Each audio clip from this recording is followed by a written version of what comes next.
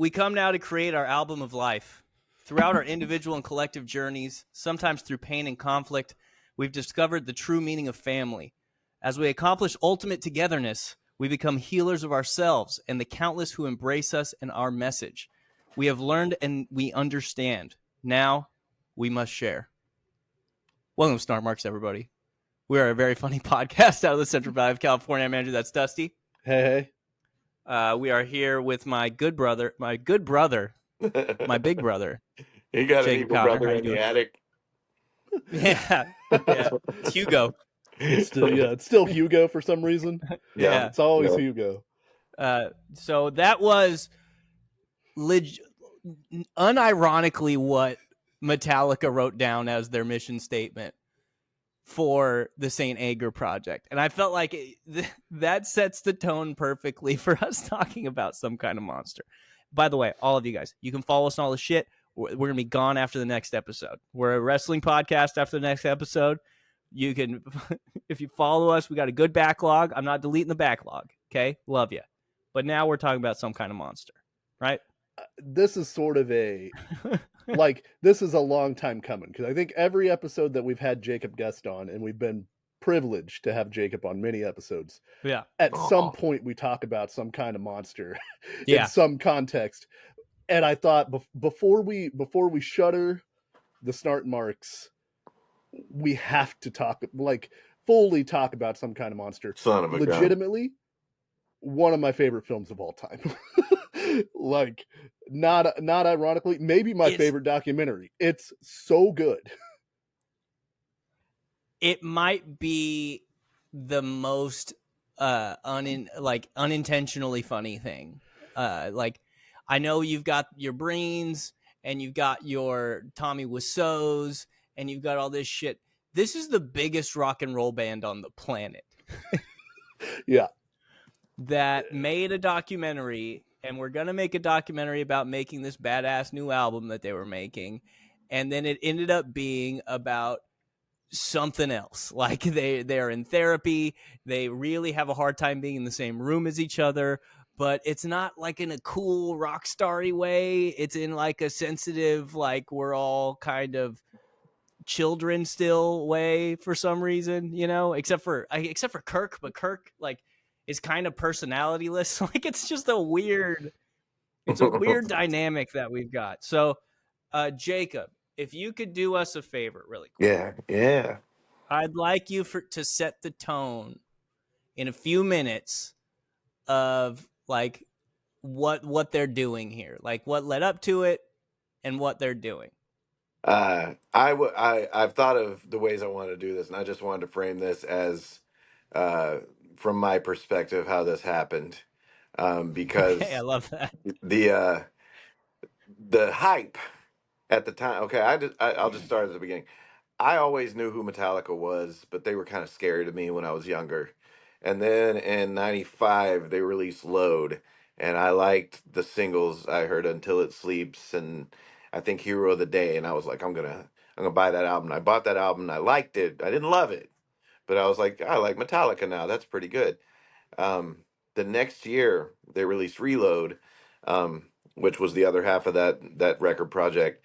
And I bought that album and I loved that album. Like that was the album that I was like, oh my God, I love this band. And then I had a friend named Frank, and shout out Frank. I was hanging out with him and I was like, dude, have you heard this fucking Reload album by Metallica? And he's like, yeah, Metallica sucks now. And I'm like, wait, what? And and so he gave me a No. Metallica? Please no. Not now. We're talking about Metallica, right? Right. So he played me some Injustice for All shit, and I was very impressed by that. But then he gave me a tape called Cliff 'Em All, and I don't know if anybody's familiar with that tape. It's it was a VHS because I'm old, and it was basically a whole bunch of amateur recorded performances from Metallica's days with Cliff Burton. And I then, for the first time, heard Master of Puppets. I, for the first time, heard Damage Incorporated. I, for the first time, heard, For Whom the Bell Tolls. I was seeing what Frank was talking about, how the band that we were watching from the past, that's a way different band than you hear on Reload. You know what I'm saying? And Yeah. so anyway, after Reload, that was like what, 97, I want to say. It was late 97 that came out. Yeah, Reload is November of '97. It comes out. Okay, so November of 97. Saint Anger didn't come out until June of 2003.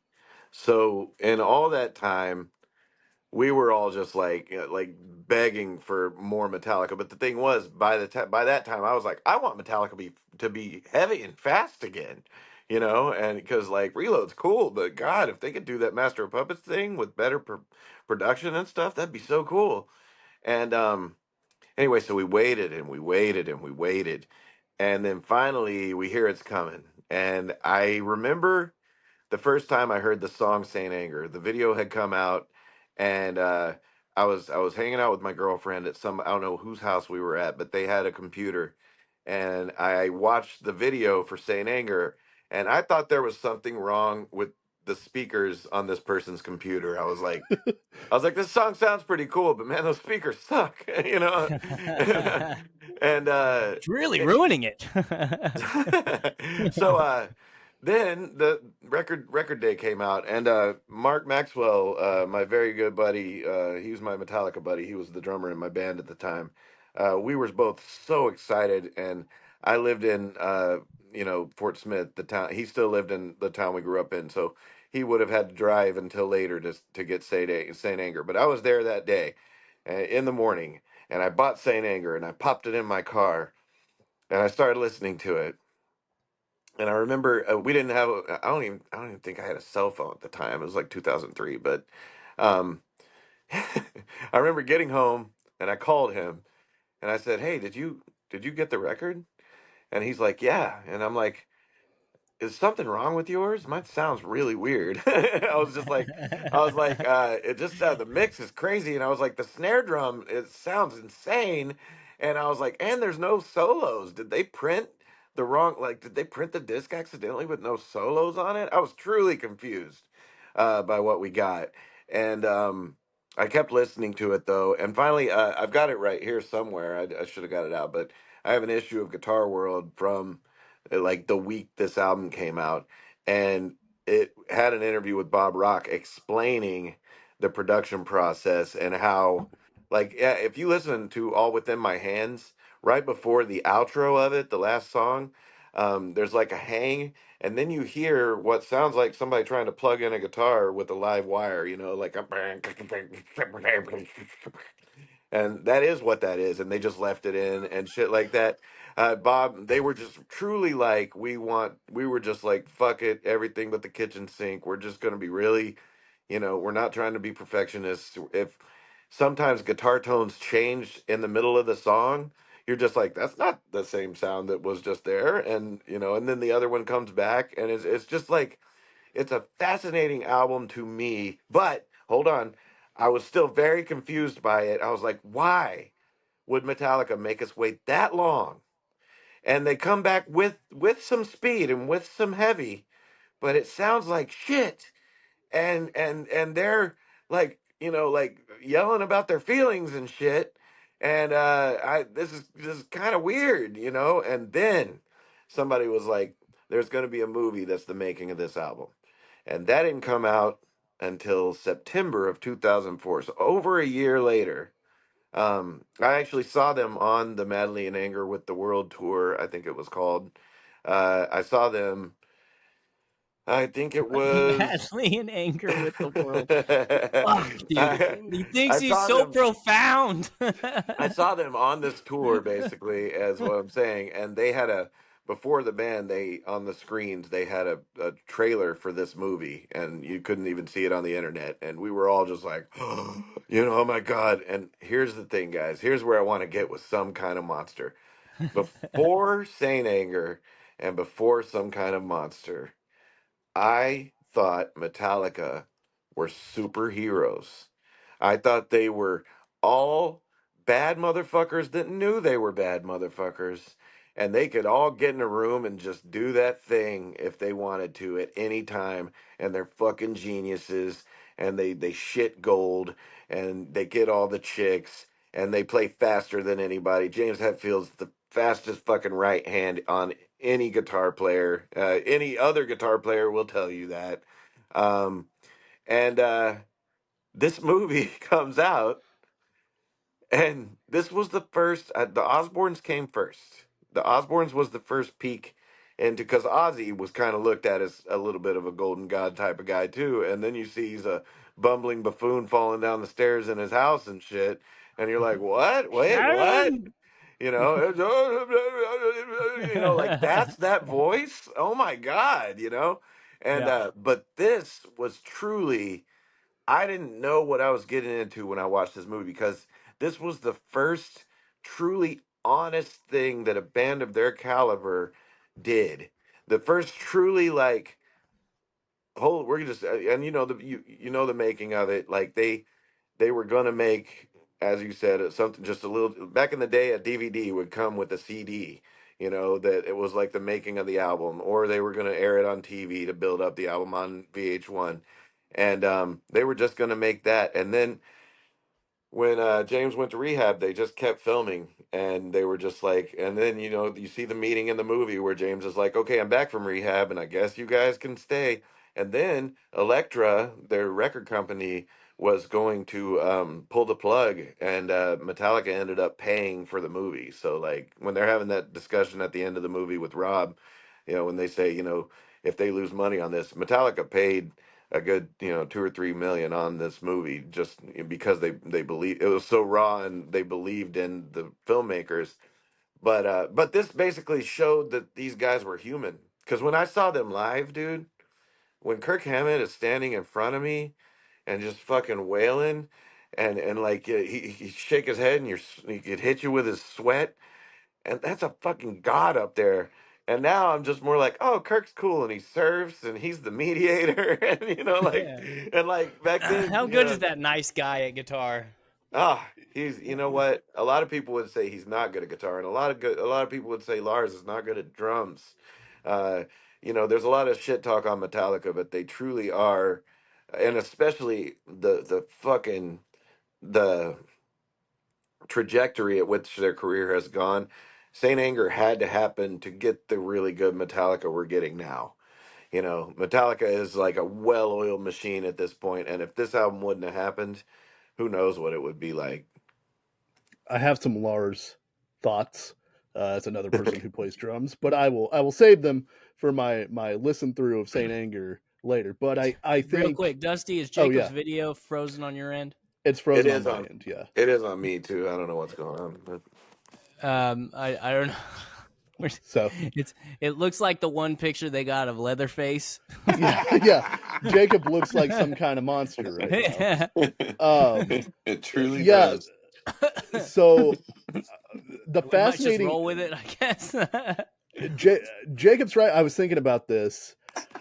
The beauty of this movie and is that, like every other thing you ever saw in Metallica, they're on stage, and James Hetfield is, whenever he's on stage, especially in the 90s after the Black Album comes out, he's the baddest motherfucker in the world.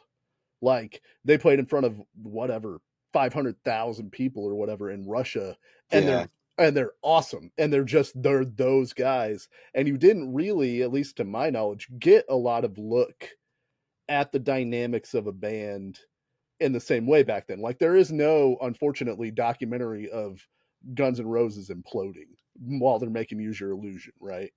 And so when you see the Metallica guys, and it starts at the beginning of the movie when James Hetfield is driving that hot rod and just talking about how he's like a little bit of a rebel because he likes to go fast. I was yeah, like, oh, this guy's a dork. Like, Oh well, and he's like I'm not used to being like a famous guy. This is me trying to be unfamous while driving the most conspicuous fucking car on the road. You're Right, driving a like hot rod with flames on it, saying that you don't want to. What does it say on the back? Beatnik yeah. is the Oh no, he license did it. I plate. remember the line. This is a pose. He's like, "You think this isn't a pose? This is a pose." He goes, "You think I'm trying not to get noticed in this thing?"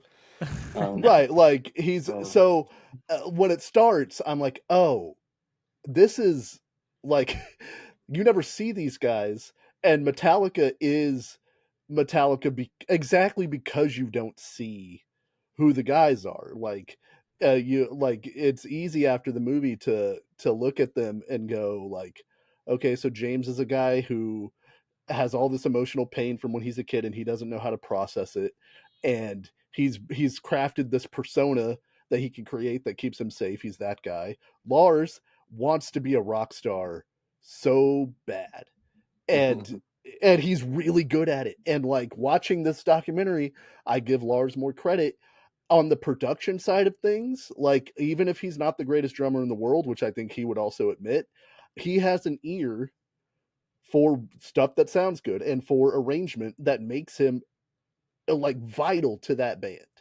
Like, Yeah, and I like his weird drumming. Like I'm not a well, drummer, I do you too. know. well, I do and too. that's the thing is when you listen as a guy who plays drums, I think Lars doesn't do things structurally that you would think to do if you had training. Like he puts fills in weird places and he Oh tries yeah. all of his beats are like he's trying to figure out a way to reverse 4/4 so it sounds interesting. Like and Which in the we see early the days, extreme of in this movie. right, Yeah. and but in the early days, like anybody that says that Lars isn't good, the dude's got chops. He legitimately, or at least had them. Like on Injustice for All, he's playing extremely complicated drum Yeah. patterns. Like, and I think they tell you when they got to the Black Album, they were like, we went as far as we could with that style of something. Like, there's no way to write another 10-minute song that's gonna blow up what we just did. So we started doing something else. And then they became the biggest band in the world.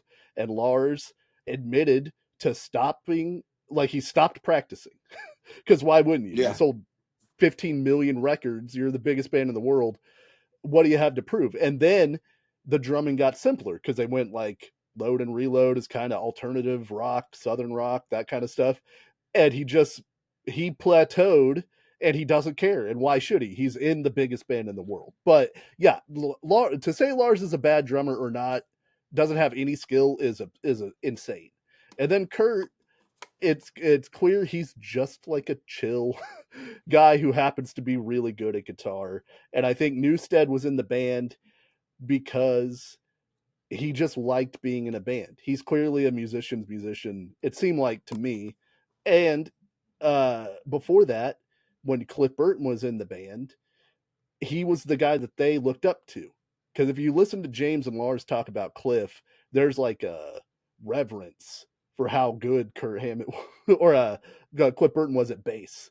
They were Yeah. like, we need this fucking guy in our band. And if you listen to the early records, the bass is highlighted tremendously in those records because he's great. But like, it's so clear who each one of those guys are, but you never got that before you watched this movie. And then you watch it and you're like, oh, kind of the mystique's gone in a bad way, but then it's brought back also in a good way because it is like they're just four dudes in a room.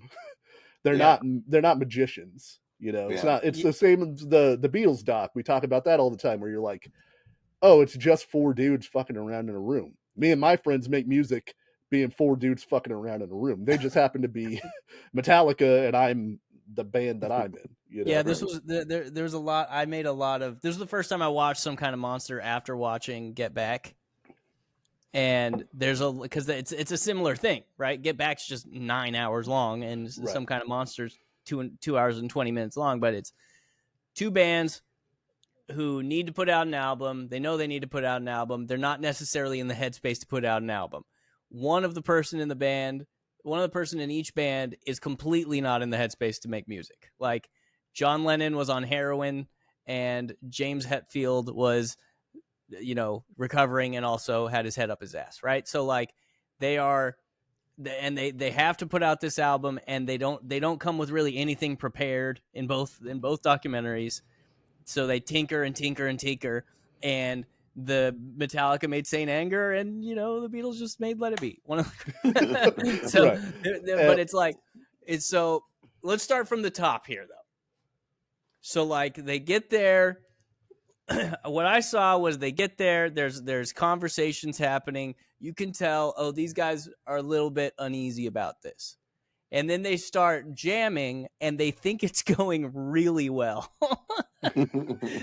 Like at first, it's like, remember, like after the first night, like Hammett was like, "Dude, I was up all night. Like I was just so high about what was going on. We Yeah. could just we just realized that we could just get in and just knock all this shit out." Because the idea was, this is the first time that they made an album without Lars and Hetfield getting together and coming in with songs for everybody to play. Right. It was like you aren't allowed to come in with any material. This is going to be a jam album. Like, we are going to jam this out and figure this out as we go. And right after the beginning, they're like, "Fuck yeah, dude, we should do this for all our albums." Like, so excited. And then it just slowly, like, both aspects of that start to deteriorate. You start to get the band psyche start to fall, and the music, they start to get really frustrated because they're not finding a direction with it. Is that how you guys see it? That's the way the filmmakers saw it, honestly. When I watched the filmmakers' commentary, and Really? they were when James was playing Temptation, and also when Some Kind of Monster was in its infancy there at the beginning, they were like, and they were making mediocre music, and they knew it, and da da da da da da da. Like Yeah. the filmmakers, they were very. The filmmakers' commentary was really good. Those guys, like every scene, like they had something to say, and they gave you a little bit more insight. The band's commentary cracks me up because, and Andrew, seriously, your dad Rick, him and Hetfield are very similar people. I'm serious. Like, he's sitting there watching himself, and he's wearing some overalls, and one has a black stripe, and the other side has a white stripe. And Lars is like, "Hey, James, why are you wearing that? Like one side's white and the other side's black." And James goes, just real fast. He goes, "Why didn't you guys tell me?" It's just such a Rick thing. That is some shit my That's dad would say. I was like, how's uh this going to turn into my dad? But yeah, that is something that my dad would say for sure. there's two things. One, they go in and Jason Newsted has just quit the band.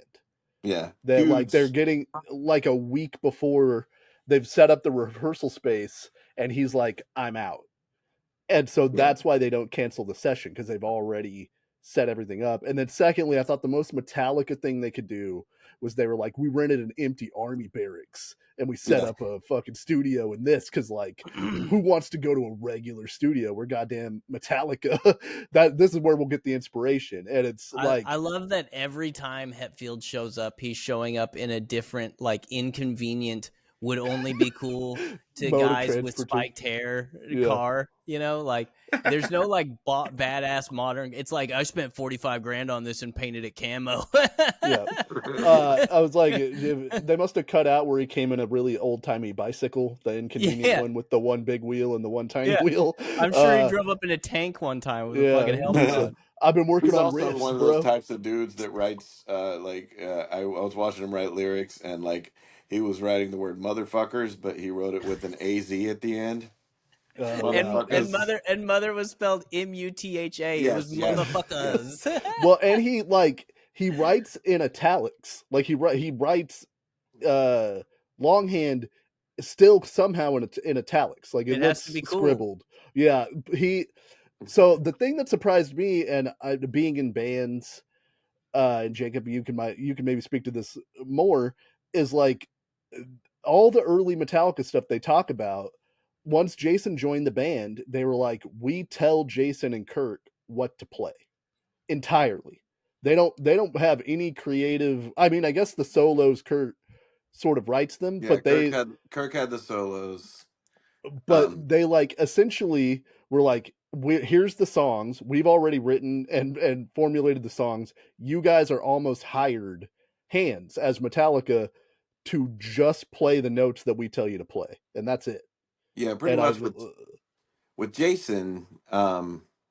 They do you know about the and Justice for All thing, right? I mean, like if you Yeah, there's there's there's no famously bass. no bass on that album, and he actually recorded parts. And it's funny, a Guitar Hero came out, years after the album, but it had the stems because you have to have all the different tracks to be able to do Guitar Hero, and Yeah. so people found were able to hack those tracks and actually hear Jason's bass for the first time and mix it into the album and put it on YouTube. I think it's called Injustice for Jason, um, and and it's Injustice for All with bass. But yeah, they did that on purpose to haze him, and they pretty much they uh, auditions started the day after Cliff's funeral.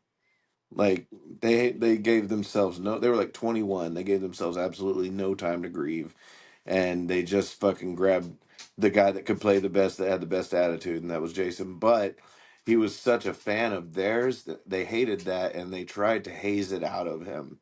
They were like, "We don't want you to love Metallica as much as you do because it's kind Yeah. of weird, We don't you want you to know." like us, Yeah, and or anything. Yeah. a lot of people don't know Jason wrote the riff for Blackened. You know that, but Oh, I didn't know that. yeah, Jason That's wrote that. There's a there's audio of him teaching it to Hetfield on the deluxe album of Injustice for All. I found Injustice for Jason. I just listened to a snippet. Do you think it sounds better? Yeah, I mean, it does, but I mean, like that's the thing though. You get so used to things, like it sounds weird. Like yeah, the Yeah, bass is there now, yeah. but now it sounds weird. you're hearing You it a know? lot. Yeah. Well, I do agree with you. It's because your brain is trying to hear what it's always heard, and it's hearing something different. So it's like it sounds dissonant almost, even though the bass sounds good in the mix. Yeah, well, yeah. And Jason's a very talented bassist. He's very he's really really good, and it's like the armchair psychology doesn't it doesn't take a lot to realize like they were clearly mourning Cliff Burton, yeah. and they didn't want to hear bass from somebody else. And it's like I don't know how the early days of Metallica went, but like they certainly I don't think told Cliff what to play. You couldn't tell Like Cliff what to play. That was the thing. Like he was better than all of them, and they right. and they So knew it. So he did what he wanted. And in fact, if you listen to the isolated bass tracks of Cliff Burton's, like on a really song you're familiar with, like Master of Puppets, he's not playing what they're playing. Like he's doing crazy weird shit. And YouTube is great because you can hear all this stuff. But like, he's not doing what like a typical metal bass player would have done. And it kind of like once you hear that and then you hear the songs again, you can hear it. You're like, oh, that's the bass. Like so yeah, listen to like something like Orion. There's some riffs in there that I always thought were guitar, and it's the bass. That that's the yeah. fucking bass. Well, that's Of in For Whom the Bell Tolls. That opening course, yeah, riff yeah, is the bass, and that's iconic. And yeah, so it's clear that like okay, so Jason sacrificed being with dudes that he liked, and it seemed like eventually they all seemed to like each other to be in the biggest band in the world, which seems like a pretty right. fair trade off. But they talk about why Jason left, and the dudes in Metallica cannot fathom why Oh, Jason wants to leave this band in the movie. And they're like, we gave him no creative control, we treat him like shit, and we won't let him play in his little club band. Why'd he leave Metallica? which we got to uh talk about, guys. I mean, like I get. I've been in kind of. I mean, I've never been in the biggest band in the world, but I've been in positions where I felt creatively stifled and wanted to do my own thing. But his own thing being the Echo Brain band, dude. I mean, like the band that he quit Metallica over yeah. is I've listened to their album, and I mean, like if you hear some of it in the movie, and it's just like that's the band that. And the funny thing is, if you watch them in that clip, they're playing live, like it's like three teenagers being like la la la, and then Jason over there doing that hardcore metal headbanging he Yeah. does, it's just so weird. But I think it was the principle, like he wanted to be able, because the turns out those kids were just his neighbors, and they would come over to his studio, be like, "Hey, we live next door to a guy from Metallica," and he'd be like, "Yeah, guys, come in, let's jam." And they turned out to be pretty good musicians, and he just started writing with them, uh, which was fine until they booked a gig, and that's when James Hetfield started giving him shit. And he's like, "Is this going to get in the way of Which is shitty of Metallica?" And James he's like, Hetfield, in my opinion. Absolutely. Oh, and James knows that now. There are interviews with him from the last couple of years, and all of them are like, "We all see now what we did to Jason, and how fucked up all that was." But if you even listen to the commentary, which was recorded on the tour in like 2004, they're still just like, "You're the one that quit," and da da da da da. But I mean, I like now, James Hetfield's a totally different person at this point, and it's because of what happened here um, that got him Yeah, started. I think getting sober specifically was a big thing for him. He had to be, because this is the thing in uh, this whole documentary. James Hetfield looks really self centered. Yeah, Like yeah, James's mood dictates the mood yeah, and the what happens in every scene, and but that's kind of sometimes what you have to do when you're in recovery. Like maybe James just shouldn't have been in the room trying to make a record at that time. You know what I mean? yeah. And that's But that's the dilemma. I also understand why Lars was so fucking mad all the time. Oh, Well, absolutely. I mean, yeah, I think because then what is it? The next big thing to me in the movie is it's like they announced James going on sabbatical, right? There's like some spats and they're like maybe we take a break, and Well, then James there's also Lars talking about his paintings. uh, When does a oh, that record start and when does it end? Shut up, you fuck. Why isn't there more gold on top of this painting? Shut oh your yeah, and mouth. his look, I know art is subjective. The amount that he paid for some of those paintings where I'm like, that's a bad painting. And he's Those are people paying him for the record. He was making all actually, that money. once again, I'll come in. After hearing the commentary, the directors were straight up like, "There's things we didn't tell people." He's like that. He's like, at first they didn't want to put this in the movie because it makes him look like a spoiled art collecting, little booger. But You're talking about the auction or the him yeah, the talking about it? auction. But he said, like when they're so excited that they got like 2 million for the Basquiat, it's like, uh, I hope I said that right.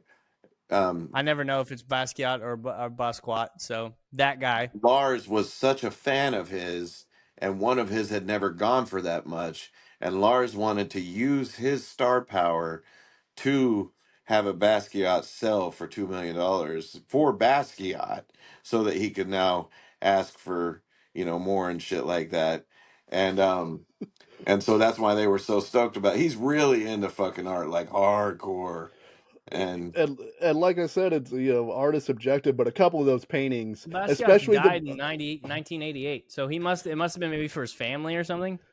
maybe, I mean, or he was just such a big fan of him, and he just wanted his stuff to go for more. I guess for his Yeah. family. Yeah, that makes the sense. the one I you're talking about, Andrew, where he's going, well, how do we know when the record's over or not? Like, why didn't he do some more little things over here? And I'm looking at Yeah. that painting, going like, I don't know, man, that doesn't seem, but whatever, But the thing that gets Why me does the gold stop down here? Why right, why doesn't uh, it need but whenever Lars goes, like some guys will take like a huge chunk of change and they'll just park it in the bank, like, but I'll like park it on my wall. And I'm Yeah. like, fuck, man, that is like a you're the biggest rock star in the world kind of talk where you're just like, I'll just take $500,000 and I'll just throw it up on the wall for a while. Yeah, well, uh, and it's also an appreciating asset, like I'm right, right. sure he made money selling that, because I think he actually in the movie sold it for 5 million. I think is what it went for. Was it, or was it 2 million? I'm not sure. I think he made 5 million total or something. I think the Yeah, one yeah. the highest painting was like 2 million. I think. I'm not positive. I'd have to watch the scene again. They had all the numbers up there, but Fuck, it was a lot. yeah, man. I once again, like, I never would have thought anything like that about Lars, and this movie just because if you watch, there's a documentary about the making of the Black Album called A Year and a Half in the Life of Metallica, and it only makes them look like badasses. You know what I'm saying? Oh Like, yeah, the scene where Lars is driving super fast at night to go to the yeah. studio. Yeah, like I watched a year and a half in the life of Metallica to after I watched Some Kind of Monster to kind of compare and contrast. And all the issues that are in Some Kind of Monster are in a year and a half in the life of Metallica. It's all there still. but they're trying to become the biggest band in the world. So it's like they kind of put some of that shit to the side. Like the rule that they can't talk about each other's parts Right. is clearly something put in place to keep the band together.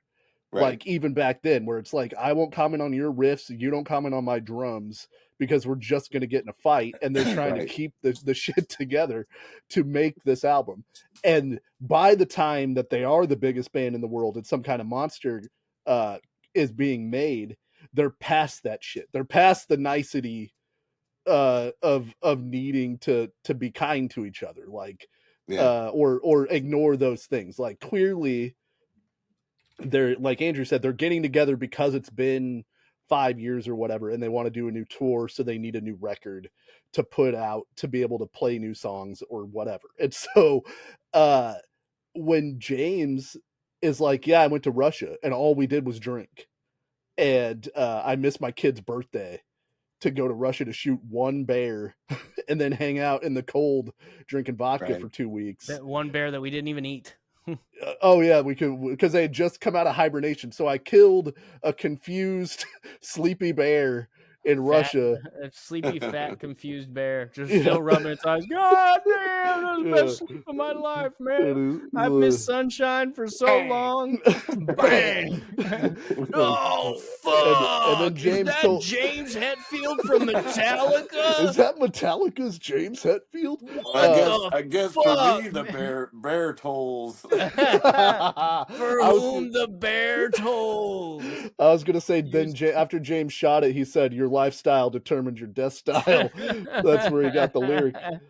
I live sleeping, I die sleeping. Actually, Kirk wrote Please. that lyric. He's I love, look, this movie just confirms I love Kurt Hammett. Unless he's secretly a really bad guy, he's like, he seems the most chill. Like, so then they I don't think he is. I You're don't gonna think he love is. who I cast as him in the Metallica movie, by the way. so once James goes to rehab, they cut to MTV News, which in and of itself is like a weird time capsule, Yeah, I bygone love time that they did capsule. that. I love that Yeah, they did that. and that it's Sway, the hip hop uh guy, reporting on Metallica's James Hetfield going to rehab. Like, it was just his shift whenever and he's like, I guess I'll talk about Metallica. I want like a 4-hour montage of MTV VJs either announcing deaths by drugs or announcing that rock stars and musicians are going to rehab. I bet there's 4 hours of that. There's an hour and a half on Amy Winehouse. You know what I mean? I want to, because I think she was in the MTV era. I think we could do it. There's a lot of Kurt Loder announcing grunge era musicians dying, I would bet. Yeah. Yeah. So like, it's super interesting when it's just Bob Rock and Kirk and Lars, and they're like, we don't fucking know if if James is ever coming back or if Metallica stays together. Like, it's interesting that they never, at least in the movie, speculate like, what if he doesn't come back? Do we keep doing stuff as Metallica without James? They're just like, I we'll don't just think they wait. would. I Yeah. don't think they would. You just couldn't. No, Yeah. because like I, you said, they can't replace James Hetfield. Like, I I just love can't. when sorry. Go ahead. Go ahead. You go I ahead. love when Lars and Bob just got through watching Echo Brain, and Yeah. there's this really comedic moment where Bob just keeps being like, "Hey, that guy works in the studio. Hey, wait, Yeah. this is our whole crew." Like, He's like, and hey, there's the Seth. Hi, Seth. See, Seth's blowing me off yeah. too. And my favorite thing is when Lars gets all in his head and he's like, Echo Brain's the future, Metallica's the past, and like it's He like literally how said. this He actually band. said. Yeah, he literally said Jason's the Oh, he said future. Jason is the future. He Yeah. did. And yeah. I was just like, are you and the funny thing is I was watching the commentary right before we came in here and I got to that part and the other guys ribbed him so hard for that shit. James was like, That's uh-huh. And yeah. Lars How'd was that like, so work I'm out? not, always accurate, I was in my feelings. Yeah. Lars He's has like, I had big a few. He's like, "Did you have a few beverages before that?" Yeah, because that was the funniest. I love how jealous he like throws his program over his head, sitting on the thing, and puts his face in his hands, like, and he can't believe, because on the way he was like, I, I don't do as good of a Lars as you do, but he's like, I thought it was going to be like 20 people there.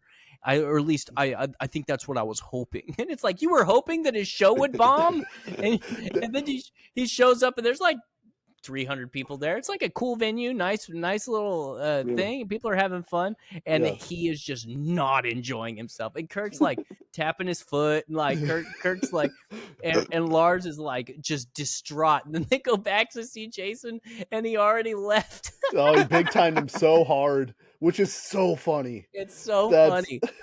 and the Yeah, kids are there, and they're still like, "Oh fuck, it's Metallica." Yeah, holy shit, it's Lars Ulrich. Yeah, Wow. and he's like, "Great job," and they're like, "Thanks so much," and they're like, "So we came back to see Jason." And they're like, "I think he left," Kurt, and he You just guys Kurt want to hang said out in with the us? commentary he walked out the stage door right after that scene was filmed, and he ran right into Jason and talked to him for a few minutes. Mhm. Oh, And he said like, Lars did. yeah, Kirk did. Oh, Kirk did. Yeah, Okay, and he that's said Well, funny. they that all was the last time he talked to Jason for years. Oh shit. interestingly enough, they all talk to Kurt because while James is in rehab, nobody hears from him, and then you'll see. Yeah, Then there's a scene where Kurt is like, "Oh yeah, I talked to him a few days yeah. ago," and Lars is like, "Oh, you talked to him?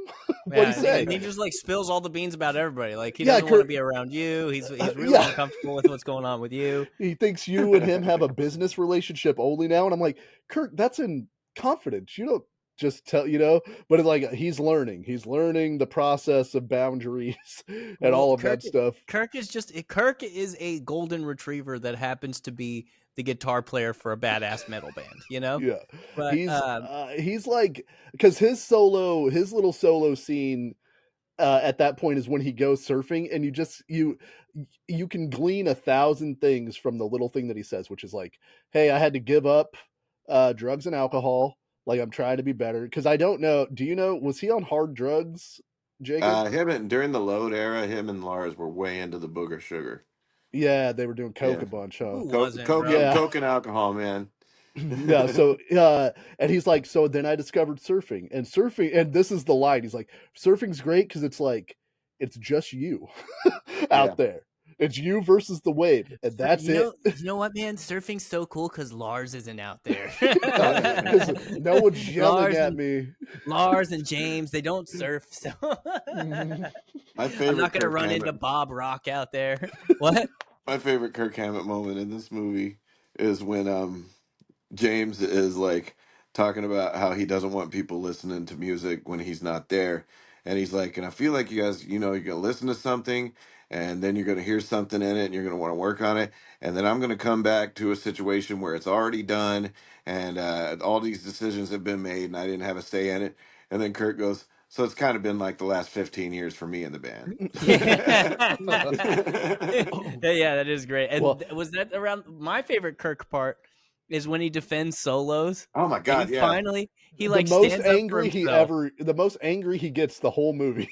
And he makes a good point. He's Yeah. like, this is bullshit. He said, you guys are saying no solos because you don't want to date the album because solos are of the past or whatever. But if we do no solos, it dates the album to today because it's a trend that everybody's doing Mhm. that you don't want solos in the thing. And they were just, nobody could really refute what he said. And Bob Rock was like, Bob Rock, Bob Rock always tries to play mediator and he's not always great at it. But in this one, he was like, yeah, we shouldn't have a rule solos all the time. We shouldn't have a rule no solos. And Yeah. Kirk was like, okay, that I agree with. Yeah, And it was over. all I can think of is Kurt being like, "This isn't a Strokes album. It's not the fucking Strokes or the Hives or whatever." Goddamn Like, Metallica. yeah, Our Well, name is it was new Metallica. metal at the time that they were trying to chase. They were really like Lars was really into Godsmack, and ugh. the label How would he say Godsmack, Jacob? Godsmack. I really just like Godsmack. Have you heard actually how just have you heard how watching the. Sully I was watching enunciates his vowels? there's a poster of Sully in Lars's area in the Presidio, and on the commentary, he was like, "Oh, look, there's a poster of Sully without his shirt on, and who would have known that a few years later I'd be touring with my hero?" Oh And like, shit! because like God when I damn. saw them on this tour, Godsmack opened for them. Yeah. I That's Yeah. wild. my other the other thing about Kirk that I love is they go to his ranch and he's just like riding horses and he's like Hmm. got his shirt buttoned to unbuttoned to his navel or whatever, and he's just like, I just like to come out here and I'm by myself. It's just like Once this again, dude's no James, no Lars. There's signs that say no yeah, James, yeah. no Lars. There's no horse to tell me that I need to redo my solo or anything. I can just hang out all day. Uh yeah, I so the other Jason thing that's really interesting that is clearly because of James's insecurity, and he kind of says it in one of the scenes, is like when Jason is like, I could not. This is why Jason quit the band. To me, is he goes, I could not see how Echo Brain could in any way affect the machine that is Metallica. And James Right. was just like, no, 100% no. And that's true. Like most other bands, no matter how big they get, they have a little thing on the side for when the main band isn't recording or touring, Yeah. to give Billy those Joe guys something Armstrong's to in a do. cover band. Right. Like the Metallica has no other projects. At least at this point, they weren't in anything else. It was like all Metallica or nothing. And he's like, and then they cut to James, and he's like, I was worried that he might like Echo Brain more. Like it was like he was talking about like another guy or a girl trying Yeah, to steal or trying to steal letting your Jason. girl have a male tennis coach. Right. He's Well, like, and I was afraid. Yeah, go. Dusty, uh, you have a little thing in common with James, and this is the reason that he is this way. His daddy went out to get cigarettes one day. Look, Oh I fuck! I understand. I'm Is Yeah. not his saying is his dad a Native American coyote too? a coyote that It's just, tries to visit me. yeah, his dad just took off when he was, I think he was 13 or something like that. Well, He's and got And abandonment issues. well, also his mom died of cancer, I right. believe. So I've got a lot in common with James Hetfield. God damn. Yeah, Yeah. but yeah, it's so clear that James's unaddressed trauma is that he's worried that people will abandon him, and I fully understand that. But it's crazy. Whatever he's saying, we're the biggest band in the world, and I'm worried that the garage band my bass player is in sometimes is going to be more fun, and he's gonna like them better, and then he's not gonna want to sit at the Metallica table at lunchtime. Like clearly, that's like not the fact that they bullied him or that he was over it or whether it was just the fact that there was zero consideration given Yeah. to Jason wanted to do something else. And in typical macho fashion, he also mentions Jason Newsted doesn't want to do no goddamn therapy. He's like, if the Right. four of us can't hash it out, what the fuck are we doing? Yeah, Jason Right. Uh, was not stoked on the therapist. I think yeah. it's That really lame and weak. Yeah. he's like, how we're the biggest fucking band in the world, and we Yeah. can't figure it out. And that's one thing we haven't touched on enough yet is this therapist. Well, because Bill Toll. he hadn't come in. Phil Toll. I have a question here from the prompt that I sent you guys. Who's your favorite non-Metallica member? Mine's not Phil Toll. Mine's Bob Rock. But man, Mine's also Bob Rock. Phil Toll I think truly, I think mine is also Bob Rock. yeah. To be honest, Phil Toll is so interesting in this movie. There's a scene that I'd never clocked before that made me laugh so hard, where they do the therapy session and then they're like, okay, it's music time. And they go into the studio, and then Phil Toll is standing against the wall watching them jam, longingly looking at Metallica while they jam. Like, man, he wants to be in there so bad, but he just he's like air playing the bass. yeah. That'd be sick. I've been he's just dropping hints. I've been taking lessons. I don't know Oh, if it'd be that funny if is he started interesting to singing you guys. harmonies Yeah, off to the I've got side. I've got some lyric ideas. You know. Yeah. Oh God, the lyric, how uncomfortable Kirk looked sitting next to him on that couch after he handed those Oh, lyrics to James. Kirk had this look like, oh my God, is James going to lose his fucking mind right now? Oh my God, James will probably punch him in the face. I'm I probably going to have to keep him from punching him in the face. dude, I fucking missed I forgot that happens because I Oh my watched it. God. But I Yeah. must have like looked away or like my food got delivered or something. I didn't see that yesterday. I forgot he tried to write lyrics to a song. It's an They have amazing moment. they have If you such a pause it, you weird can read the lyrics he wrote, and they're silly. they have such a weird process in this movie, in this album, because James used to write all the lyrics. They say like Yeah. the lyrics were solely James's thing, and this Yeah. time he's accepting help from everyone else for lyric ideas, and Kirk is like, this is great. And Kirk Hammett doesn't have great lyric ideas either, but Yeah. the process is so strange because they bring in so many people who aren't in the band to contribute like like musical ideas. They're like sitting with their manager, the Cliff Bernstein, who's also in the running for my favorite non-Metallica member, to like Yeah. bounce song names and lyrics off of it. He's like, oh yeah, that's pretty sick, some kind of monster that that rocks as a song title name. um but yeah, the therapist is so interesting because as you watch the movie, you can see the therapy sessions having an effect because the guys start talking to each other in therapy speak, kind of, but they're Yeah. still also trying to be tough guys. And so it like takes, but then it doesn't, or they're trying to put it through the prism of they're still rock star dudes. Like the scene where Lars is trying to articulate how mad he is that James only works 4 hours a day, and he's like, Yeah. we're a fucking rock and roll band, like I want to be in a badass rock and roll band, and all we do is talk about our feelings, and then you leave, and then I can't listen to anything. But Dude, he can't quite get there.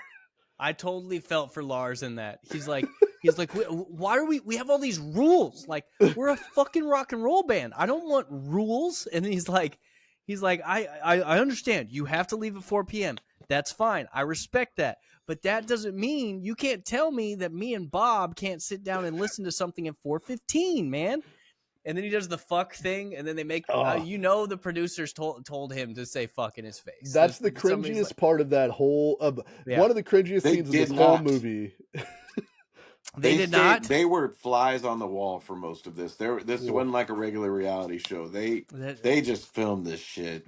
because I'm cool with everything Lars did except for the corniest shit I've ever seen, which is he was trying to be metal, and he just leaned into his face and went I mean, you may see fuck. it that way. I see that as like he wanted to hit him so fucking bad, and that was the closest thing he could do to it without hitting him. And and you can tell when James is sitting there taking it, dude. Like he's also trying not to hit Lars, and yeah, I I would mean, be there's scared if I was Lars, because Lars is a little dude, and James Hetfield, I don't know if he knows how to fight or not, but James is like a big guy.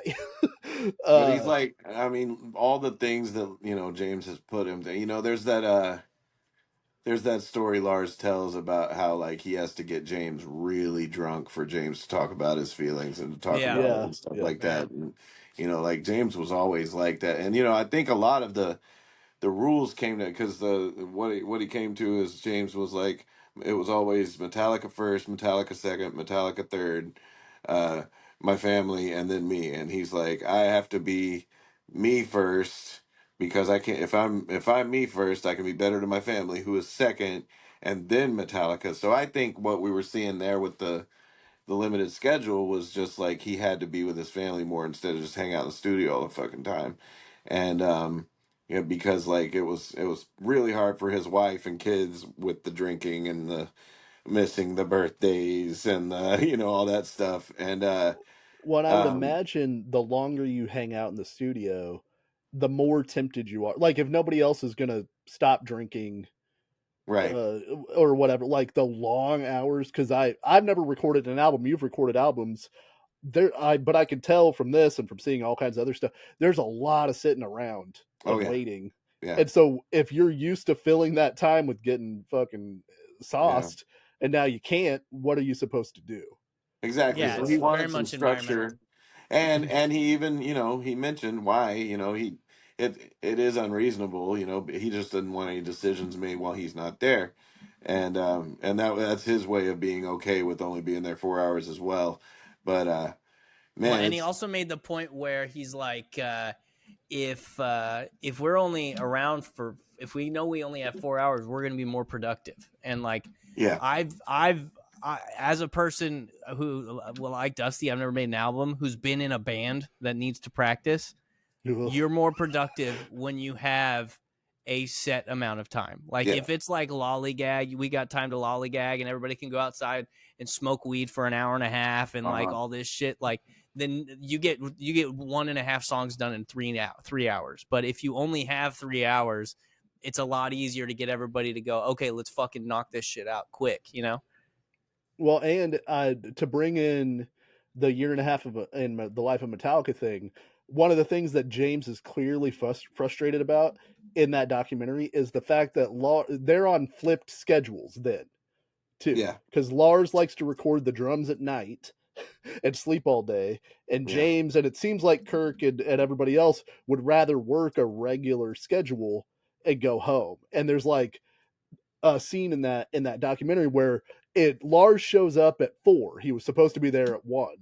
He shows up at 4, and then he has to eat, and then he's got to get in the mood, and then they watch the news, and then it's like 9 o'clock before he starts trying to lay down drum tracks, and everybody else has been there all day. So yeah, Yeah. like, imagine that compounded. Again, they've recorded, you know, 3 albums between the Black Album and this, and now you're also trying to get sober, and a member of your band has left, and everybody's older and has more responsibilities. Like, I understand James's point of view, and I don't think he's unreasonable, especially whenever he's in recovery. It's just interesting because it's a thing that, while it rings so true and makes the movie so good, it knocks the mystique of Metallica completely out. away. Because, Yeah, like, watching them do therapy is, and not that therapy's bad. Obviously, I endorse doing therapy. But watching the dudes in the biggest band in the world sit and talk about their feelings is so strange and demystifying It's so of the funny. aura, They I of talk love. who as they are. if they say one word wrong, the room is going to literally explode. Well, Like dude, the it's like tension in that speed.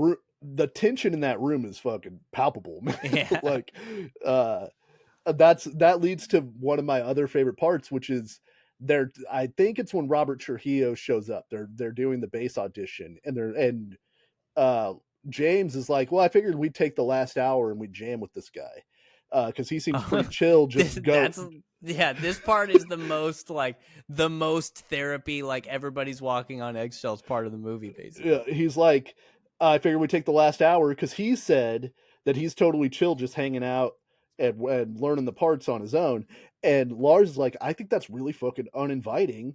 I'd like to jam with this guy or whatever. And it doesn't matter. He says, it doesn't matter what he says, it's what I feel. And Yeah. then James says, yeah, I'm fine doing that, but I think when we go with the way, whenever you say something like we go off of feeling, most of the time it's we're going off of how you feel. And Yeah. that's the nice, the we've been in therapy way of phrasing that, because it's clearly he doesn't agree with Lars, but they're trying to not make each other mad. And so The one thing that drives me nuts that James does that a lot of people do when they're uncomfortable. I used to talk about this at the bank all the time because the women at the bank, these dusty hens, always do this. Um, they laugh when they're criticizing you, like when James is like, when we say it's, it's how I feel, it's actually how you feel, and then he does a little chuckle. Oh, I yeah. want to punch somebody in the face when they're doing that. I'm like, are you trying to condescend, or are you just uncomfortable? Because like, or when somebody tells you made a mistake and they giggle, you know? Um, I'm a notorious laugher, and I must say, oftentimes it's involuntary. yeah, And I did not mean, like, dude, I've been in trouble with my job from that. And I'm like, guys, if I'm uncomfortable and I'm nervous, I laugh. I'm yeah, like I know how it Arthur goes. Fleck over here. I'm just like, ah.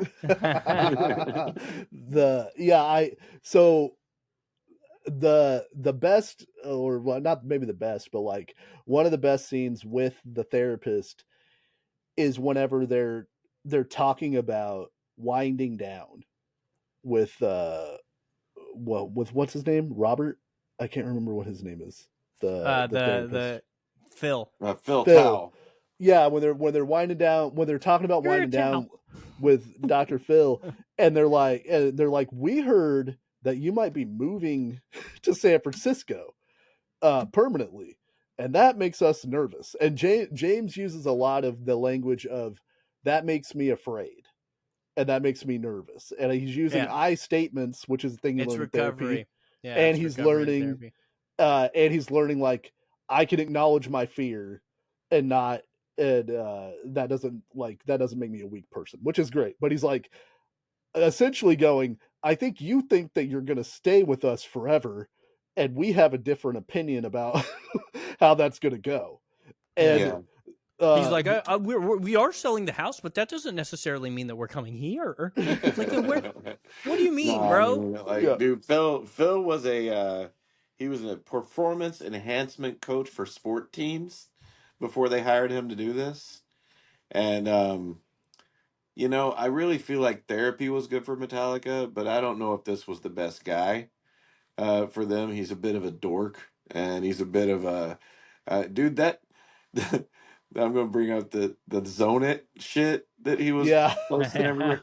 Like And Bob Rock was talking shit about it. that's sports team stuff. You know what I'm saying? And yeah. I love that the guys were like, "This is bullshit. Why are you doing stuff like this?" And he was just such a fucking dork. And he did. I mean, he was only supposed to be on for 3 months, and they were paying him $40,000 a month, and he stayed with them for 2 years, and Hell that's a yeah. that's a long time, and that was a couple. That's over a milli, Well, and and this Lars thing. wasn't Lars like we were going to scale him back to once a week, and we decided to make that decision in the next 4 weeks, and then we went a week without him, and then we had to call him to put him back on the red. Like clearly something happened that's not in the documentary Yeah. that caused him to come back. But yeah, like I don't know how necessarily the sports psychology aspect works with a band other than you're dealing with big personalities, Well, this guy's you worked with know. a lot of bands. This guy, I'm looking at his testimonials on his website. Here, I'll share the screen. He's worked with maybe some people we've heard of, He kept Def Leppard together. Is that So he's worked with Rascal Flatts, thank God. Glad he kept them together. He said, "What an amazing year! You're an inspiration to everyone you're around. I love you dearly." The other Rascal Flats guys, you've strengthened our RF band and continue to help us grow and evolve our mission both personally and professionally. The director of Some Kind of Monster says, without a doubt, Phil is the man who saved Metallica. And Lars has said that. Oh, actually, Lars said it right here. Because of Phil, we have the best relationship we've ever had. From Lars, St. Louis Rams. Let's see Tom Morello. Tom Morello said, "I've known Phil for over 10 years, and he's one of the most true people I've ever had the pleasure to meet. He's a great, as a friend, he is as a friend, he a great counselor, and as a counselor, he is a great friend. His deep insight and clear-sighted advice have enriched my life and my work in many ways." He went to Harvard. He should have wrote that more succinctly. Fox News host, hell yeah. Kirk Hammett. If Lennon and McCartney had Phil, the Beatles would never have broken up. And a football player. So he's worked with a lot of fucking people. I want to see the Um, movie where Phil tries to reconcile the problems that were in Rage Against the Machine when they broke up. Yeah, oh my dude. god, I'd love to see Trying to it. talk fucking Zach De La Rocha out of anything. Yeah, that's the movie you need. Because clearly, And he's like, maybe instead of wah, wah, wah, wah, you go wah, wah, wah, wah. Yeah. Then he just hits him in the head with his guitar. Well, and clearly, like Bob Rock seems kind of the like the dude that's entertaining the therapy parts the least. Like he's in it because he's been the producer for Metallica for since the Black Album, but he seems to give Phil the most pushback. But it's also because clearly Bob Rock wants to be in Metallica. He Oh my wants them to ask him to be in Metallica so bad. It's so funny when man, goddamn, Phil Towle only got his masters. That's wild. Are you gonna say it's so funny when Bob's like, I don't think you'll ever find a permanent bass player? Yeah, dude. When he, no matter what happens, anytime they get closer to getting a bass player, he's like, "Well, just be fucking careful because you might be, I don't know, we'll be grabbing the Yeah. wrong guy, and then I won't get to play bass for you anymore." Well, and when I listen to Some Kind of Monster, the bass is up in the mix. You could hear And the it's bass. good. The bass I And is bet good yeah, on that I bet album. Newstead was so mad. like Bob Rock's not a bad bass player, obviously, and Well, he's Andrew, don't worry. On the Black Album and Load and Reload and Garage Inc., you can hear the bass really well. Okay, good. And they let Jason start coming up with more of his own parts and stuff like that. But so it wasn't so Well, bad in that he's way. the future, you know. yeah, Yeah. but Metallica's the past. there's the when Bob goes you don't want to settle. He's like, and they're auditioning like legitimate Like dudes that Twiggy have been Ramirez and yeah, shit. and the dude who played for Atlantis and like the dude that was in Kaya what is it? Speaking of, it showed a montage of all those dudes you just mentioned playing For Whom the Bell Tolls intro, and all of them were fucking it up. Every single Yeah. one of them didn't play it right except for Robert. And I'm like, you guys were told you were going to audition for Metallica and you didn't show up knowing the fucking notes? Yeah. And No, I'm gonna do a I felt different like, thing. They'll like yeah, I that. They'll felt like like that I do a different thing. a couple of them tried to get cute with it, and it's like, no. At the concert, I want to hear that riff. Yeah. Yeah. You play that any differently, I'm going to be very mad. And Yeah. well, Robert threw in a little diddly, which I'm cool with that. Yeah. Have a Well, little fun with it. and it's funny when Bob Rock is like, you guys don't want to settle when like clearly Robert Trujillo is an incredible A bass player. bad motherfucker. Yeah, Man. Like, like You and know that part of Master of Puppets in the middle of the bridge that's like that riff goes yeah. that's very hard to play. In fact, if James Hetfield has said like every night he'll play that riff, and if he can play that, he knows he's going to have a good show. But some nights, if he fudges that in rehearsal, he's like, "Fuck," you Yeah, it's know, gonna be he's struggle gonna. less. Yeah. yeah. But anyway, when I saw them live, it was on a circular stage, and we were in the pit. So like every member at some point, we had our moment with every member, you know. Mm-hmm. And that moment, Robert Trujillo was right in front of us on the corner of our corner of the stage and had his bass completely turned upright with his legs spread out. And he just did with his fingers, and I was just like, Does he Yeah. ever use a pick? never. Well, No. actually, I'm wrong. Well, On the new album, there's a song called "72 Seasons" that he uses a pick on, and I think there's a couple other songs that he pulls out a Okay, pick. it's just rare. Yeah, but they're like whenever so that's one of my favorite scenes in the movie. The whole bass audition scene is one of my favorites because they play For Whom the Bell Tolls, which is my favorite Metallica song. oh, Except they don't yeah, I just that riff's so fucking good, and the drums are really good and interesting and fun to play. Like it's just a great song. But The hook's amazing. yeah, when they whenever they talk about him afterwards, and Kurt Hammett's like, what were they playing? Whiplash. He's yeah, like, I Whiplash. look. He's like, I looked over at him at Whiplash, and he was right in the pocket. He's like, hadn't been played that way since Cliff. And they're Yeah, all three of them are like, this dude is the guy, like entirely like that. so That makes me obvious. feel so good too because Robert Trujillo is clearly, to me at least, such a cool dude. Dude, he Like he, seems like the best energy guy like in the world. When he's playing he did the Bash Brothers thing. We just yeah. watched Mighty Ducks Part 2. The Bash Brothers turn on what were they, but they were dancing to a different song. What song were they dancing to? Oh It was man, not that heavy of a song that they were yeah. doing this to, but they're holding their hockey sticks and they have shoes on and they're jumping on the bed, and that's what he's doing. All I could think about was that he was putting his shoes on his bed, but Right. Yeah, he yeah. was Well, just so excited. But he, once again, analog to Get Back, Billy Preston. Another guy comes in, bad motherfucker. Yeah. Everybody's excited to be in the band again because this guy came in and reignited everything. Jacob, what were you the going to say? the best thing about Robert for the band, I mean, he's been the best thing for the band in a long time. When he joined, their set lists were mainly Black Album songs, and they weren't even playing like the full Master of Puppets. Like they were playing medleys of some of their older long songs because they thought nobody wanted to hear that shit.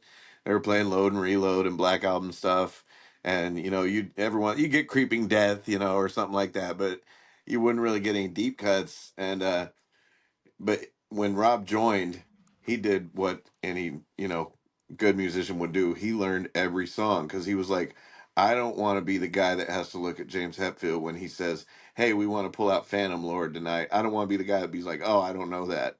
He's like, I want to be like, "Yes, sir, I know that." And but the cool thing is like he'd start like playing riffs like the Frayed Ends of Sanity in rehearsal, and they'd be like, "What is that?" And he'd be like, "It's Frayed Ends of Sanity," and they're like, "Oh man, we haven't played that in forever. You can play that," just like they did Yeah. with Battery.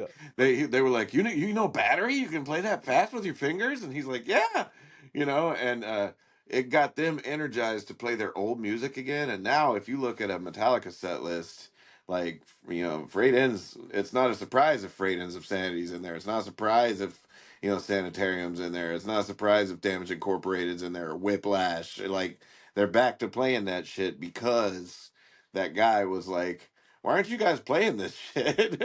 Well, He's and like, like Orion, they'll do a which has that long bass solo that you were talking "Yeah, about. Like, but he can play all that stuff, and they're right in the movie. They go, everybody else, it seemed like they were struggling. Like maybe it's yeah," with it's a ten little bit percent, outside. and they're like, this dude, it's under him. Yeah, He's yeah, above the level of the stuff that we've written, and can play it so well. And there's the clip. Is it in the movie where he's no, it's in the Death Magnetic one where he comes up with that flamenco guitar yeah, riff yeah. And that's All fucking Nightmare sick. Long. Yeah, Yeah. like, and then they're like, "Oh yeah," and then him and Kirk and James are jamming it, and then Lars comes in and he's like, "What is that, dude?" And they're like, "He came up with it," like, and he just seems so earnest and cool. And there's a good growth moment in the movie with Metallica where they're talking about, like, first he comes in and it doesn't seem like they've told him that he's got the gig because everyone Yeah. starts cheering when he comes in and he starts like weird clapping, like he's like, what's going on? And they're like, we want you to join the band, and as a good faith measure, we're gonna offer you $1 million to be in our band. And you can see that he's like, fuck. Yeah. I never thought I'd make $1 million because he was in bands and good bands, like he was in Suicidal Tendencies, and Ozzy. he played for Ozzy and stuff. But like Yeah. now You're he's not gonna be rich playing for, Ozzy and stuff. You make good money, but you're not making that Ozzy money. Ozzy's getting that Ozzy money. right. Um, But now he's good, and they're like, it's from future earnings, which is yeah, and fine. they Like, you know, and they make him they pretty much have made him a member at this point, which is what a good band should do. Everybody, splits 25%, and that way nobody's like, why did that guy get a bigger check than me? And it's very cool well, shit. and that's what Lars says when they're talking about the voting shares. Yeah. He's like, that's kind of horseshit. Like, if we want this guy to really be in our band, shouldn't he Yeah. have the same amount of say that we all have? And I like, that's such a, again, that Jason Newsted's probably watching that at home, fucking throwing his hands up in the air. Like, exactly. This is The why I cool left the thing is, band. is Jason. Jason and Mustaine are watching it together. The cool thing is even Mustaine, but Jason and like they're all good friends now, and they have played all together. I think when Metallica did their 30th anniversary, Jason came on stage and played a few songs with them, and on their 40th anniversary, Jason came back, but also um, Mustang came out and played with them as well and stuff. They had Ron McGovney, like everybody's friends now. Everybody's everybody's cool. Yeah. I wanted to tell you this Mustang thing, man, because like Well, that the Mustaine scene is one of my favorite things in the whole movie. So Yeah, yeah, we got go to talk ahead. about that. Go Um, ahead. they're, I'm watching the commentary and they're talking about how uncomfortable it was, and James is actually, he's like, I wish I would have been there and stuff. Like, he's like, that was a really good, I really like that scene. And then Lars is like, "Oh, this is the worst." He's like, "We got done with that, and I had to take Dave." No, wait, that's what he said. He said, "When the day we were gonna do this, I picked Dave up, and he's like, I got him at the airport, and we got in the car. He's like, I turned on the radio, or he's like, I turned on the car, and For Whom the Bell Tolls was on the radio." And he's like, I looked over at him, and he looked over at me, and he's like, I'll just change it. He changed the radio, and he said, I swear to God, I just clicked to the next chase station, and Enter Sandman was on. uh, the knife, Oh, dude. Just that sucks that ass. that's such a like that's such a revealing scene because you see Lars in real time almost be like, "Oh yeah, I am kind of a giant asshole." He's like, "I never considered from the others," because like for anybody who doesn't know, I don't know why you'd be listening to this if you didn't know, but Dave Mustaine was the original guitar player for or lead guitar player for Metallica who got kicked out of the band for his drinking, ironically, right Yeah. before Kill 'Em All was recorded, the first Metallica album, and they got Kurt Hammond in at the last second to play all of Dave's parts, and they sent there is Dave home a with a bus ticket with no money back to there San is a Francisco. still contested by both of them. There was a dog that got kicked during somebody's drunken spree. Right. James says Dave kicked his dog, and that's what got him fired. He was so drunk he kicked James's dog, and you guys, But when it you guys ever comes hear back that to "you it, kicked my though, dog" viral video with the early internet? You kicked my dog, now dog need operation. Did you ever hear that Oh back in the yeah, day? yeah. That's all I can think of when somebody's This- dog gets kicked. but well, I mean, You for don't anyway, have Metallica, rights. James is, I mean, I'm sorry. Dave's story is James kicked the dog, and they got in a big fight about it, and that's what got him kicked out. he God, was that would essentially suck. he's essentially in a sleeping the way he tells the story, if I remember right, is he's essentially in a sleeping bag and they Yeah, rouse him from his drunken slumber and are like, "Hey, guess what? You're fucking out of the band. Here's a bus ticket home." And they like bus ticket and a ham sandwich. yeah, they like shoved him out the door and they called Kirk, who was in Exodus, I think, at that time, and they were Correct. like, "Come to New York, and you can be in Metallica," and that's it. And then Dave forms Megadeth, which I don't know the thrash metal guys. A lot of them will tell you that Megadeth rules and like all that stuff. And he's an incredible guitar player, clearly. Mhm. And it's crazy to hear him say like, "I'm a complete failure." Like what I've done amounts to nothing because I'm not in Metallica. I He's like, love that it like at the beginning it's like Dave Mustaine has sold like over 17 million albums and all that shit. And then it goes to Dave and he's like, I'm just sick of watching everything you guys touch turn to gold and everything I touch turn to shit. It's like, dude, you sold 17 million albums. Like yeah. you're Yeah, definitely a rich man. that's some real glass half empty shit right there. Yeah, but Well, I and get it. I mean, I it think sucks. Jacob can back me up on this. I think Dave is also notorious for being shitty to his band members. Like there's been a Oh bunch of yeah, dudes yeah. in Megadeth. Like Dave Mustaine is not a super chill. He might be better now. I think he is, but like he was not a super chill, cool dude to be in a band with, even when it was Megadeth. But yeah, but I could understand like 17 million albums is almost what the Black Album sold. Black Album sold 16 million copies in the US. So I could see from his perspective how it would seem like nothing. And Metallica is the biggest band in the world, and he's confined to being the guy that was in Metallica but apparently fucked it up somehow. But I love it that how he was like, and people on the street they'll be like Metallica, and they do that to intimidate me, He's and like, I'm they do that like, to mock me. That's yeah, what he and I'm said. like, you know what? Like, there are fans of Metallica that thought Dave was better than Kirk, and they might have been yelling Metallica to make him feel good about, I had the hey, same thought. yeah, but he's just like, and they all just do that to me. It's like, you don't know that, bro. That's all these rock stars are so fucking insecure, man.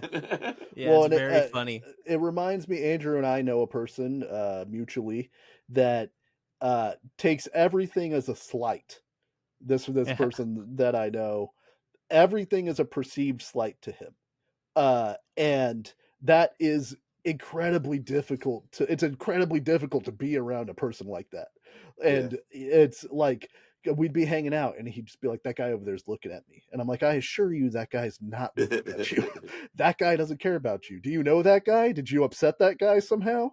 Then he doesn't care. We're both just in this restaurant. And that's like The a world is against me, people. Is right, like, tough. and Mustaine has a legitimate, if especially if he didn't kick the dog, he's got a legitimate And the gripe. dog did not need operation. Yeah, yeah.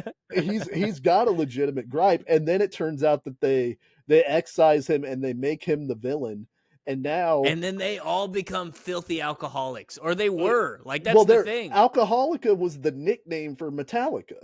So Yeah. it's the pot calling the kettle black, but it's like then 20 years later you want to drag me in to have the therapy session because now you feel bad about yourself. You're not even really apologizing to me. Like it's because you feel bad now, and now you want to try to mend the bridge. And so Mustaine, to even be in this movie, gets a ton of credit from me. You Yeah, know, he would. I always saw that, like, him in that scene as like the my opinion of like so many people changed this viewing of this. Like I actually like understand Lars a lot more. And I thought Dave Mustaine was the biggest bitch on the planet the first 10 times I watched this documentary. yeah. And now when I watch it, like the thing that I do agree with Jacob about and I had the same thought when he said people go Metallica when they see me on the street and they do it to mock me. They're I'd say most of those people are probably not trying to mock him. They're probably, unless they're Yeah. going, you got kicked out of Metallica, you bad slur. You know what I mean? Like, Yeah, they're more like, it's I like, want to say the coolest thing I can say when I see Dave Mustaine. yeah. Yeah. Which it sucks that that's Metallica because they don't know how he feels about Metallica, Yeah, you Well, probably should say Megadeth, but he was also in Metallica. But he might also be like, when the radio station plays Metallica when I'm in the car, they fucking know that I'm in the yeah, car and I'm traveling, and or it's they played Sandman again to mock me, and they didn't and he play fucking what is it, Holy Wars or whatever the Megadeth song is. he is one of those guys that would think that like divine luck made that happen. Of course, Right. the universe fucking. But look at our. By the way, I've been trying to find a place to show this. Who's this guy? Baby Billy from the Righteous Gemstones. That's our guy Bob Rock. Oh yeah, Oh he wow, looks Bob. way different now. He looks way different now. Look, I found another one. Hold on. He looks more like him in that one, Yeah, He's yeah. It's but that very one was funny like in the close to 10 years ago. in the year and a This half one. of Metallica, they make fun of Bob Rock because he was in like an '80s, like, He was in was it a hair? Loverboy. Yeah, he was in Loverboy for a minute, and he's going through all the shit the record company tried to do to make his band a hit. And they're like, they've got the records, and but they all had feathered hair. So James Hetfield doesn't really have anything to talk about because in '86 he's got feathered hair just as Oh, bad as dude, Bob Rock's. I found So another Yeah. a young picture of Metallica. I love that young Metallica they looked like 13-year-old kids. Like, here, let me find that picture. well, what is it? James is 18 when they record Kill 'Em All, Jacob? Yeah, they were very young. Like you can tell his voice changes through the And records. If you that's listen to why Seek and Destroy, I don't even hold it against them that they fired Mustaine. I mean, when I was that age, dude, I'd fucking burn a friendship to the ground for less. You know what I'm saying? yeah, well, and they It's clearly like, saw him as a liability to be, yeah. Cliff Burton's the coolest looking dude in that picture. he But looks like he don't give a fuck. yeah, Lars looks like an ugly girl. well, and And he was then in Hammett's Looks like cute, you looks know? like Emily from Three Ninjas. the Kind of uh a BT. hasn't grown into his teeth. Uh, like it's clear that they saw Mustaine as a hurdle to them being successful. Because if you talk to Lars, or if you listen to Lars, and you give him credit, like he had a goal and he wanted to be in the biggest band in the world, and he had tunnel vision to make that happen. Like watching the year and a half in the life of Metallica, where he's going through the individual drum tracks and finding the best takes and finding the Yeah. best fills, and they're all spending so much time to make this record perfect. You can tell how much they care. And then in this movie, it's you like clearly because like we could talk a little bit. I listened to Saint Anger today, uh and I am madly in anger with the drum sound in this fucking record. And you can Bob Rock said they took 15 minutes to set up the drum sound. And Lars forgot to turn the strings on his snare drum one day, Yeah. and he was like, "No, I think it sounds pretty cool." And so they recorded the whole record like that, and it sounds fucking terrible. The snare drum sounds awful. And I like think sorry, go I go ahead. I know you're a drummer. I know you're a drummer. I think it to me, and I hope you hear this too. It creates they've got the drum, they've got the snare tuned to C, which is basically what they've got all the guitars tuned to, it seems like. And you can hear a ring at the top end of this whole album. Like every time he hits it, it's like this "kong" that's like up at the top. Yeah. And the funny thing is and now this is getting a little deep. This is some audiophile shit right here, but like you can tell where they looped a drum track. So like in Saint Anger, for example, the song, um during the riff, that's just that main riff, that when Lars is doing the blast beat, he's doing dun dun dun dun dun dun. You can hear that ring because he's hitting different parts of the snare. It goes ding ding ding ding ding ding dong dong, Yeah. and that you hear, and you can tell they looped it because it makes that same exact. So it's like creating notes on the top of the mix that aren't there. Sometimes I even would hear it and be like, did they put fucking keyboards or strings in this song? And no, it's the weird top notes that snare ringing is creating. And this is the only album I've ever heard that has that. And I I'm glad Metallica went back to sounding normal again. You know what I'm saying? Like their last three records, like that sounds like fucking Metallica.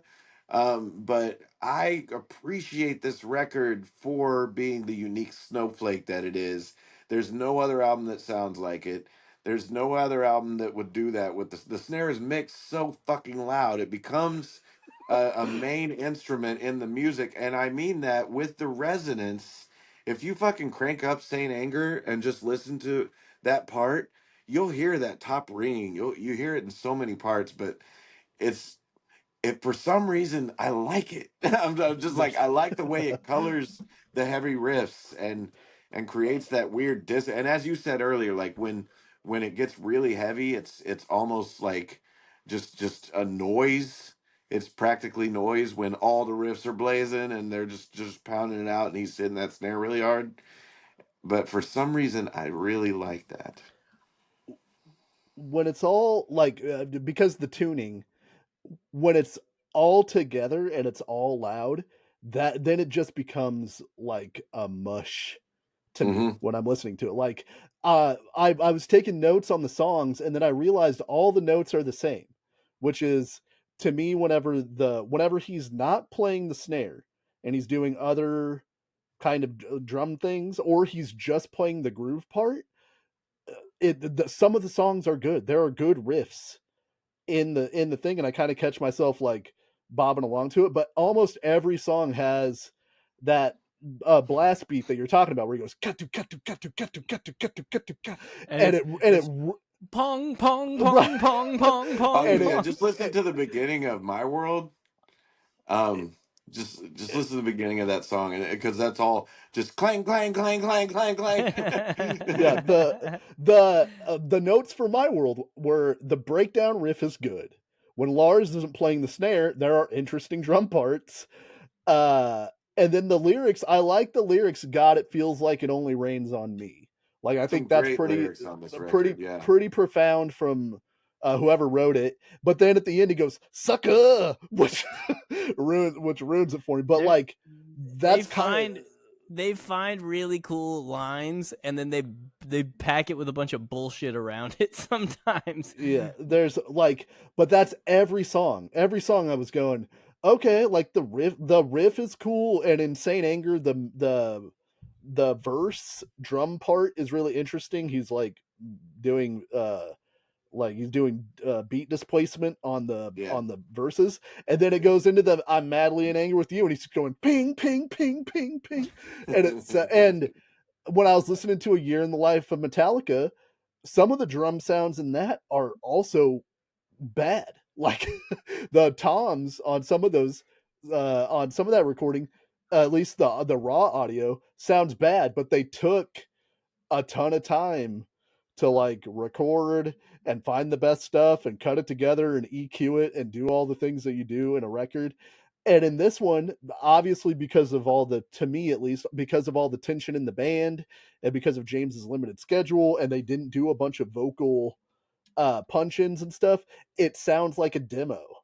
It sounds Yeah. like a garagey demo, which has its appeal. But I watched a thing with Kurt today where he's like, people don't like it, but like you listen to a bunch of shitty early records from like punk bands, or like people have heard shitty demos and stuff before, but like not from the biggest band in the world. Like In their prime. yeah, like yeah, Yeah, that was the main. The Misfits have a bunch of shitty recorded albums, Yeah, but the Misfits didn't have millions of dollars to record their record. that that was why I was so offended as a fan. Like I was like I didn't understand what they were doing, and I was like, why, when you have unlimited resources, would you put out something like this? Um, and until you see the movie, because the album came out, like I said, a year before the movie, a year and a half almost. We had to fucking just listen to that and be like, that's the new Metallica. And we might Yeah, have to wait 5 or 7 more years for another one. And we did. We did. It didn't come out till 2008. That was 5 years afterwards. yeah. But The other thing that I would say is there's one really inspired part. There's the song "Dirty Window" has oh yeah. in the break section that sounds like a Franz Ferdinand song where it's like a dance beat. I was like, oh shit, give me more, give me more of this. This is very cool. And then of course, ping, ping, ping, ping, ping. Like he just goes Man, right back into it. I Uh, find this album to be like a movie. I have to listen to it all the way through every time I turn it on, because to me, yeah. there are individual songs, but like to me it's more of a piece, you know what I mean? And like I'm serious, like it's an experience to listen to Saint Anger. I don't know if you listen to it all the way through, Andrew. No, Um I listened to. I'll tell you what I listened to. I listened to the first song, which I think is called "We Don't Know How to End This Fucking Song," and then I listened to the second song, which I think is called "We Don't Know How to End This Fucking Song Part 2." And then I noticed that the third song is 8 minutes and 26 seconds long, and I didn't listen to any of the rest of it. They don't know how to end these songs. Well, it's They're because just they're all repeating they're they're very all verses. repetitive and they're very long, and and they're all. It's because they're yeah. jams. They're all Yeah, jams. They but didn't. they're not only jams though. They literally like sat and looked at the Pro Tool. Like fucking Lars is looking at the wavelength on the Pro Tools, going, "See that specific bass? I want to do that every time." And it's like, okay, so you're spending this much time in it. Let's do a little bit of editing. You know, he's like, "This is a 3 hour jam. You're getting the funnel. It's a funnel, and you're getting Yeah. at the end of Yeah. the funnel." And it's like, let's tighten up this funnel a little bit, because there's really good stuff in those first two songs. Like I'm not shitting on either of them as like wholly bad songs. It's just Yeah. like, okay, this song's gonna end now, and then keep searching. They keep searching for They an keep end to on this searching. song. Yeah, So that's like uh, it drove me nuts. that's the another favorite non-Metallica member. Lars's dad nearly steals this movie. What a fucking His guy, name Tobin his name Ulrich, dude. his name is Torben Ulrich. Yeah, Whatever. I you're just also gonna like who I cast as him. on Yeah. the oh, who'd you cast? I want to reveal afterwards. Oh, okay. I'll On reveal. the Yeah. on the commentary, they're talking about the part where, the echo chamber comment, and where Lars plays his dad that piece of music that's all like "Ah, and like on the commentary I found out they had all just went and seen Sugaros, and they wanted to write something kind of like Sugaros, and so Okay. that's what that came from. But God, the fucking his dad is such a fucking gay. You expect to see the sunglasses and joint appear in his mouth when he's like, if you were to ask me uh, what I would say about that piece of music is I would say you delete that You one. should delete And that one. and da da da da they they clearly like and I love how Lars. Lars is like, Cliff Bernstein thinks it should open the record, and then he goes, that might be so, but I would say I would delete that because it sounds like somebody just yelling in a cave of some sort or echo chamber. It's shit. It's a song of shit. He passed away And in dude, I mean, 2023, his by the son way. is Lars Ulrich, who has been like, "Here, Dad, here's our new album, Master of Puppets. What do you think?" And to hear, if I was his dad too, I'd be like, "You guys kind of lost the plot here, motherfucker." Like, Well, and it was right after Lars was like, it just scares me to play anything for him because I'm afraid that he's just going to sit there looking really stoic and then tell us to delete it. Basically, that's not what he yeah, said, but Yeah. he basically was like, said exactly what his dad was about to do. Well, and Lars wanted to originally be like a tennis pro. That was like his whole thing till he was like 16. Yeah, He was because really Torben was a tennis pro. yeah. Yeah, he was really into tennis, and then he wasn't, unfortunately, it seems like good enough to get to whatever that next level of tennis was. And then He hits the drums like a tennis player. yeah, Well, that's actually what that snare sounds like. Dong! yeah, it's Yeah. and so and then for years, because even before this, for years people were shitting on Lars's drumming, like that he's not that because James, I think it was James originally was like, yeah, we started jamming and I wasn't like particularly impressed with his skills as a drummer, uh, and clearly all Lars wants is for Torben to respect and love him and tell him that his stuff is good. And Yeah. so when he's sitting there and his dad just goes, "If it were me, I'd delete that." It's like, and all he can do is laugh.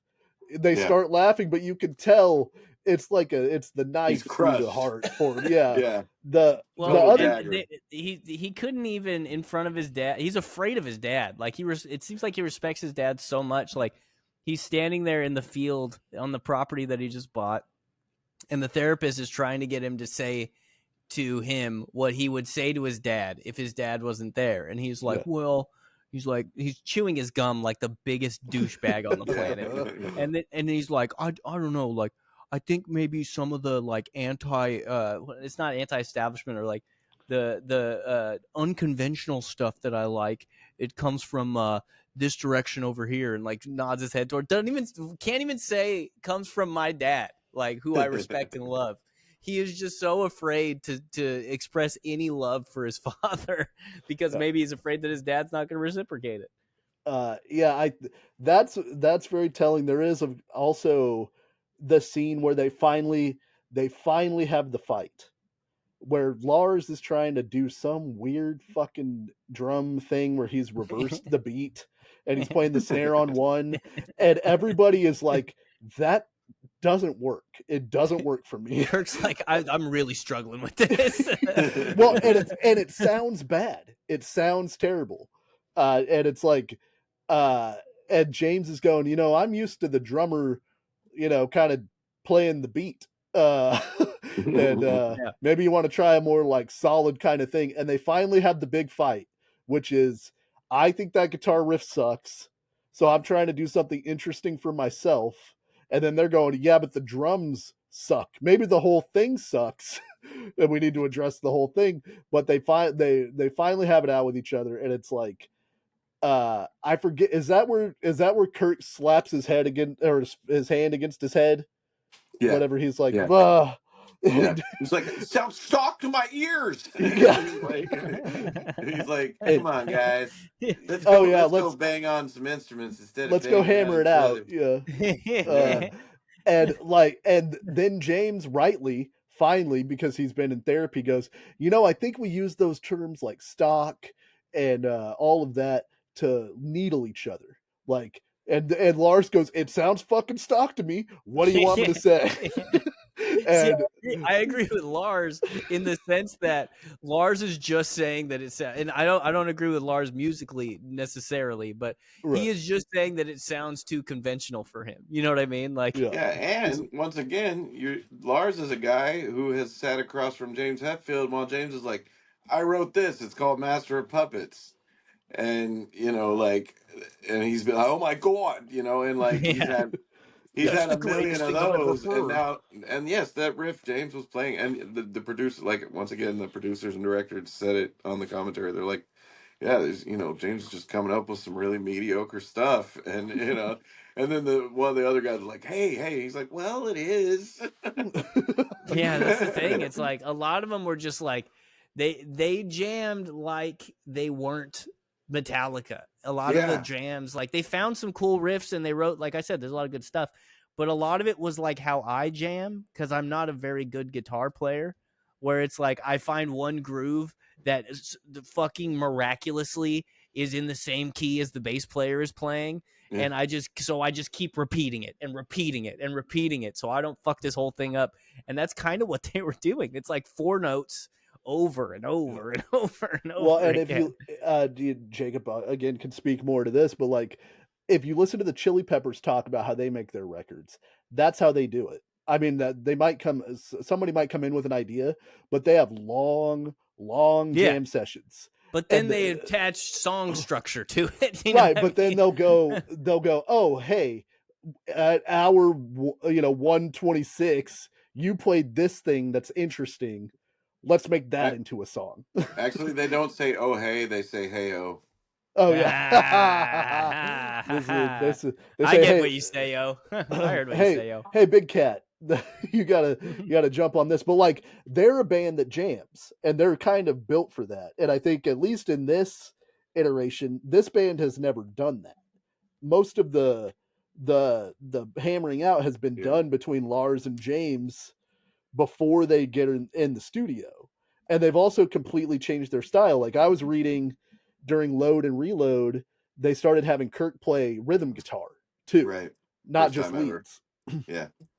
And then it's like, well, what's Kurt's job in this band? If him and James are both playing rhythm, and James Hetfield is widely regarded as like maybe the best rhythm guitar player in metal ever. Like he's the metronome.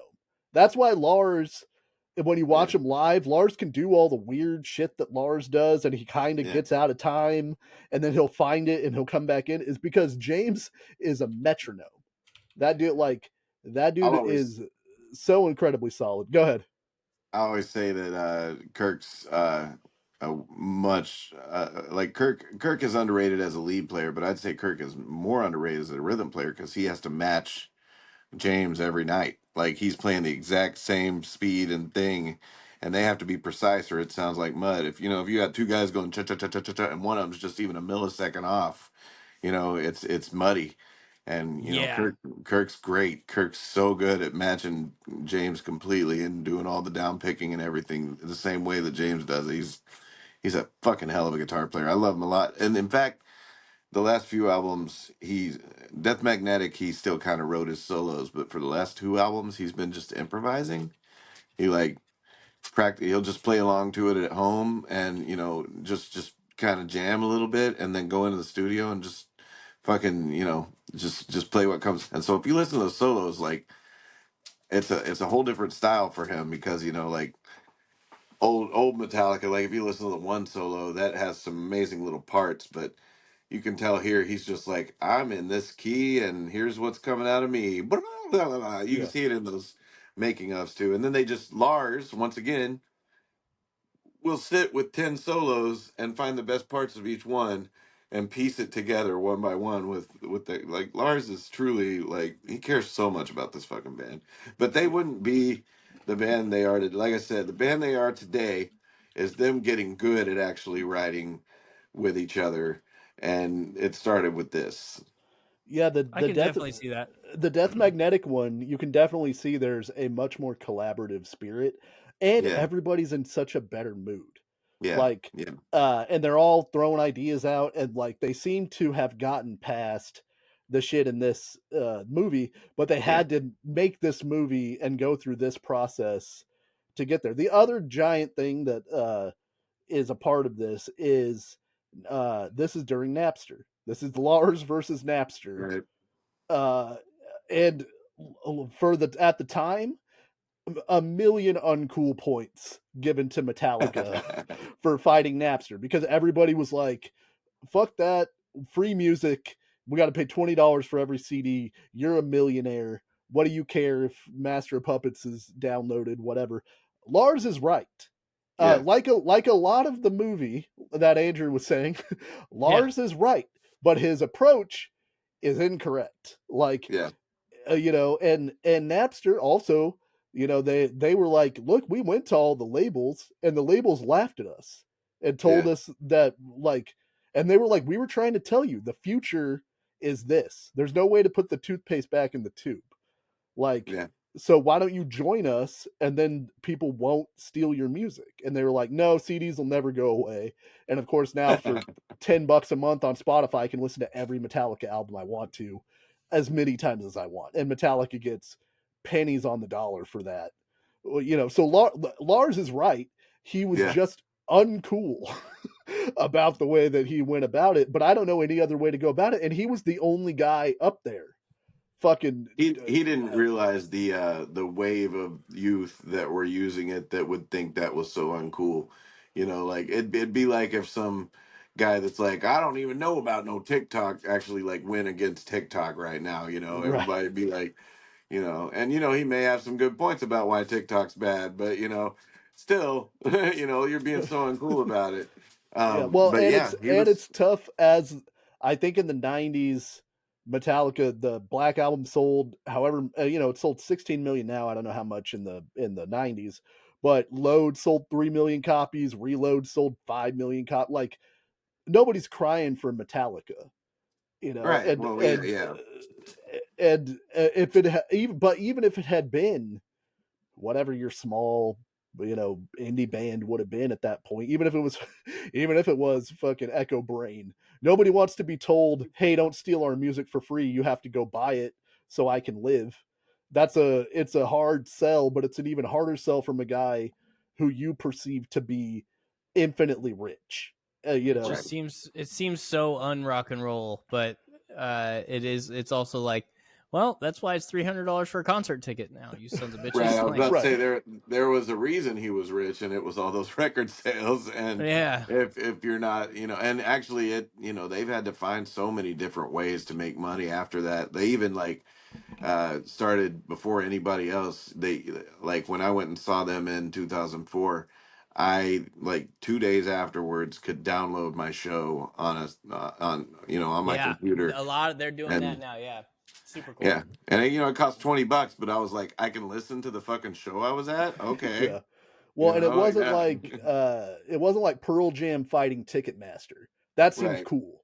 Where you were like, Pearl Jam's mad because Ticketmaster charges me too much money. The other yeah, guy's telling me not to take the free music, and then he got on the steps and he had all the usernames, and it's yeah, like, again, you're not wrong, but Yeah, at that point, you're going after the people rather than going after the people who make Napster. Like, if you right, have the new usernames, you're like, we're gonna find you and we're gonna prosecute you, fans of me. You know, it's like yeah, that's a yeah. You weird one. don't do that. Yeah, yeah, yeah, One thing that really stuck out to me uh, was when they had to do the reads for the radio. yeah. Um, They really was didn't it want what to do the that. is it what the guys in Metallica find funny? well, no, yeah, I mean, fucking, of course, Kirk is talking about booger fingers and shit, but no, I've had to do that. Yeah, Yeah, I've had to ask guys to do well, actually, I've pretty much avoided it and pretended to forget every time I've been asked to do that right. because I do, like, they asked me to do. I interviewed Felipe Esparza last week. They asked me to do that. I talked to Ice Cube last week. They asked me to do that. I didn't do it. Somebody else, like, I walked away and somebody else put a camera in his face and made him say the name of our radio station. We had Cool Mo D in the station one time, and I refused. I was like, oh shit, yeah, I forgot to do it. So somebody else sat down and had him do the reads, like, literally every time, like, because I hate that shit. He doesn't listen to the station. Right. Right. Like, let's Everybody stop. knows it's fake. Yeah, and You it's know. like, so the one thing that I do on my radio show is I'll do fake one, like obviously fake ones, where I take Justin Timberlake's voice and then it's my voice saying the name of the radio station, and then I'll thank Justin Timberlake for sending that in, and just to show, like, and I'll literally say it. That was legitimately Justin Timberlake and not just some website that all the radio stations get this stuff off of. Like, because it's so annoying. But yeah, I had to watching Metallica do it, because Metallica did it in their own studio. They were sent the liners so they could do it and be honest about it and just talk about how much they fucking hate. Like, Cool Mo D was genuinely pissed we asked him to do it. Wow. He was like, "You guys are gonna really make me fucking do this?" Like, I will say on the flip side, it's funny. uninspired and, like, yeah, it was awful. I will say on the flip side, it is funny when James is on the phone with their reps, and he's like, "Wait a second, they might not play the record if we don't send them the thing," and they're like, "Yeah," and he's like, "Well, I can't believe such a thing." Yeah, James is like, but yeah, that's the thing. Like, wait. You're in the machine, dude. It's Like, Yeah. it's It's like, very this is the easy first for time you. this ever happened to you? yeah. Do you think you're the only side that needs to have some integrity? Like, it's like you're in the machine, dog. They are playing. They're doing you a big favor by playing your shit. They Especially when also, it's Saint Anger that is not going to play on yeah, the radio. You know, like, yeah. people on the radio are going to be like, what's wrong with my radio? Yeah. And at that time, radio still mattered quite a bit. Yeah. Yeah. Yeah. You And, want us like, to so play it's your like, 8-minute bullshit song. You yeah, got to send us just 30-second promos, you know? and Yeah. those are so easy to do, especially those Yeah. guys who've done a million of them in their career. Like, I hate doing them, and I will, like, do my best to avoid ever having to, like, ask people to do that. But also, come on, it's pretty easy. It's pretty easy to do. Yeah. You know? I understand not wanting to do it, but his incredulousness and then writing the lyrics, "You stab my back, I scratch your back, you stab mine." Watch Come your on, back so man. you don't stab mine. I Oh watch yeah. your back so you don't stab. Dude, the boner that they got off of some of these lyrics as they were, like, the when they would say something and everybody would laugh because they thought it was the most genius thing in the world. Yeah. You know, And watching people write lyrics is one of the most uncomfortable things for me to do. I hate it. and whenever one of the hardest scenes for me to watch in this movie is whenever Bob Rock is like, "Lars, I want you to go in that room and just scream fuck as loud as you can." Yeah, And like, yeah. dude, do you think that's like Bob Rock? Do you That think song that's didn't cool? that song didn't make the record. Oh, okay. Well, good, because that's Yeah. yeah, and then whenever they get asked to do the MTV icon and they're still pissed at Jason, so they're like, "No, he's not involved." He is Robert not an Trujillo, icon. The yeah, person on the phone was like, as far as we're concerned, as soon as he left Metallica, he lost his icon status, and all the guys were like high-fiving each other and Yeah. shit. Fuck yeah. Bob Rock doing the devil horns was really sad. That's one thing that I saw when James is laying down that vocal track, and Lars puts his hand in the air and starts doing this to Yeah. like get Yeah. him going, and then Bob puts his devil horns up, and they're the most like Dad devil horns. they're the daddiest devil horns that have ever devil horned. It's very funny. I think Bob Rock, obviously, because when watching the year and a half of Metallica, like, he stretched that band and he pushed that band so hard because they're in the studio for the Black album and they're like, "I don't know, it should go like this," and he's like, "Melodically, that's very boring." he's like Yeah. "It should do Yeah. something else." He's like, "It should go somewhere else, and you should." I love it. He's like, oh, this one's in the key of E2. Oh, what a surprise. And he's like, whenever he's on Kirk's ass, because the Unforgiven solo isn't working the way that he That was a wants it great to. scene. And he's like, "This is what happened." He's like, first thing a guitar player does when they haven't done their homework, they come in and they go, "I don't know, the amp sounds off." And then Yeah. Kirk comes in and immediately is like, "I don't know, it doesn't sound right to me." And Bob gives a knowing look to the camera, but like, he was able to combat those guys because he knows like, or it seemed to me like he clearly knows a lot about songwriting, and he knows what sounds good on a record, and he's a really good producer for that band Even because he can go head to head with them. absolutely. Even I found there were a couple times where Bob picked out the thing that actually made the song decent. When they were working on Frantic, actually, Bob pulled out Some Kind of Monster, the title first. You know what I'm saying? Like they said it, and he's like, Some Kind of Monster, and they're like, oh. But also when they were doing Frantic, and James was like, "Worn out, always being afraid of the fear that I've constantly made." It's like this Bob Dylan shit. And then Bob's like, "There's this one thing you did on that pass where you went da da da da da da da da," and that's the verse. Now that you listen to the finished version, I've worn out Yeah. always being afraid, this endless stream of fear that I've made. Like he just picked out that one little thing that James accidentally did, and that like Bob's really good at that shit. I can't stand a lot of what Bob Rock has done to like the Offspring, for example. I don't think the Offspring should sound like Motley Crue, production wise, Yeah. because it just doesn't work for me. I think they're a punk band and they need to sound like a fucking punk band. Um, and they're they're the new Metallica. Like they've made like 4 records with him now, and every single one of them, I'm just like, ugh, sounds like fucking Motley Crue. And every single one, Is of he it the sounds one like the that Black Album. is he the one that did the album that has the You're Gonna Go Far Kid? Yeah. Yes, sir. Yep, that was the Yeah. first one they did with him. I Yep. sent that to Then you. I was like, dude, check this out. Remember? And I oh, that's screenshotted right. the producer, Bob Rock. No, thank you, Bob Rock. Not for me. He did uh, a Simple Plan album too. I'm trying to find it.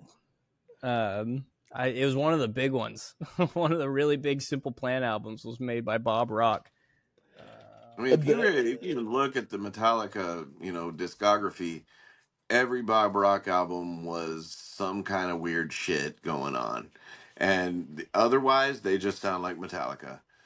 You know what I'm saying? You gotta yeah, like, the last three where they're more in control of their own thing, they yeah, sound like they the just old sound like thrash Metallica. records, and Yeah, I love Death Magnetic. Like, yeah, Death Magnetic's great. you were right. I watched the Death Magnetic making of Rick Rubin. Not a piece of celluloid catches Rick Rubin in that fucking documentary. It's all No, the two young guys who also are like really talented at getting the best out of Metallica. Like they're very smart about the way that they talk to them, and I was pretty impressed because I'm like that would be intimidating, to go up against James Hetfield, yeah, who's, if you're like 25 and you're the engineer, you're not even the guy they paid to produce this record, but right. But but you're the dude producing it. yeah, the dude who produces this record's on an Afghan rug, somewhere else. Did they ever say it, like, did they say they were disappointed working with Rick Rubin? No, no, they didn't mind it, but they did mention that they didn't really like. He didn't really do anything. Yeah, I think it Yeah. was Benny Blanco. I saw Benny Blanco doing an interview the other day, and he said we were sitting in the studio one day doing this record for Rick Rubin. I forget who the record was, but he's like, we're sitting in there, we're really excited to play him this mix, and he's like, you get real excited, and then Rick will come in, and he's like, he comes in for like 5 minutes, like you're like, oh my God, Rick's here, and then like he comes in for like 5 minutes, and he listens to the song, and then he says the song sounds a little too orange to me. And then he just leaves. And he's like, and we just have to deal with that. We're just like, what does that mean? What do you mean it sounds orange? And then he's like, an hour later, we've listened to it 10 times and we're like, it does sound orange. What are we going to do about it? And Well, there's my that favorite, famous. Or sorry, go ahead. That's so I, annoying. I know a guy that worked with Rick and Jimmy Necco from ours. And one of the best stories he ever told me about Rick Rubin, he was like, I was at Rick Rubin's house and he has a studio in his house, he's like, I was in the studio hanging out, and Jimmy's a good looking dude. He usually wears like black leather and always has his hair done, he's a good looking guy. And he said it was him, uh Chris Rock, Rick Rubin, and Paula Cole was singing in the booth. And the Where Have All the Cowboys Gone? I don't want to wait, lady. Yeah. Um, Okay. anyway, so he said, That's a weird crew. yeah. He said, so, Assemble your he, crew. he said, Rick, would be like, uh, hey, turn this one knob here over there. Just every once in a while, he just kind of tell a guy, make it sound a little like this or something like that. But he wouldn't even talk to Paula, and he's just sitting there listening the whole time. And Jimmy said, Chris Rock just looked over at Rick and was like, "What do you do?" And then Rick looked over at him, and he's like, "What do you mean?" And he's like, I see this guy over here doing all the knob turning. I see this guy over here standing in a corner looking hot. I see Paula Cole in there singing her ass off. And you just stay here the whole time. You get paid more than any of us. What do you do? Well, I mean, That's great. the Rick Rubin stories of the Johnny Cash thing, like he strikes me. This is not the first. I'm not the first person to ever say it. Like he's the big time idea guy. He was like, it should be Johnny Cash and a guitar, fucking singing Yeah, covers and singing originals, and it's just that. And you're like, that's a great idea. Why did nobody think of that idea? Rick Rubin did. And then there's the story that I always see where Serge Tankian from System of a Down is talking about when they were recording Chop Suey, and they're like, we had the bridge, but we didn't have any lyrics, and we couldn't write oh, the any Bible lyrics. thing. Yeah, Yeah, and Rick Rubin's like, just go grab a book off that shelf over there. And he's like, which book? And he's like, doesn't matter, any book. And he grabbed a book, and it happened to be a Bible, and he turned it to a particular page, and it was Father, the why have you forsaken me? right, but it was like that's Rick Rubin's vibe. They're like, which book? And he's like, doesn't matter. Just any book, open it to Yeah, any page. What words do you see right there? That do anything for you? yeah. And He's then he's he's fascinating. yeah, so anyway, is there I'm trying to There's, think the I was going to ask a few questions for the prompts. yeah. Let me get to a few prompts first, and then I want to tell you guys my casting. Okay. I think we can talk about this. So I think we hit a lot of the favorite scenes, funniest moments, all that stuff. Who looks the worst in this movie? Mm, either Phil or James. Yeah, I agree. Those are the two that I'm wrestling with as well. I'd say the first half it's definitely James. uh and then the second half, like I don't know, uh, Lars has some moments where he's rubbing me the wrong way, and and He's Lars. he's just the guy he is, yeah. But like, there's some points where he's also petulant. Like it's not all flowing one way. I could understand why everybody else would get pissed at Lars, but I think you know the big thing that's the catalyst for this whole movie is the issues with James. So I Yeah, think James comes out looking the worst. Yeah, and I like I commend James because he really didn't want this thing to be filmed, and he yeah, Yeah. continued doing it. So, yeah. who And looks you the really see best? growth too. You see growth. So Yeah, I agree. I totally agree. Who looks the best in this movie? Kirk Hammett, just, but Yeah, actually, I'm gonna come back around to James though, because like by the end, James did the thing and fucking, because a lot of people are shitty and don't actually do the thing, yeah, he and went and fixed so himself, yeah, which is and cool. he stuck to it. He had one relapse a few years ago, but he immediately atoned for it and even talked about it on stage and like made a big deal of it, so he wouldn't do it again. Oh, I think I remember that. Was it booze? Yeah, Yeah, he'd go. Yeah. He went back to rehab.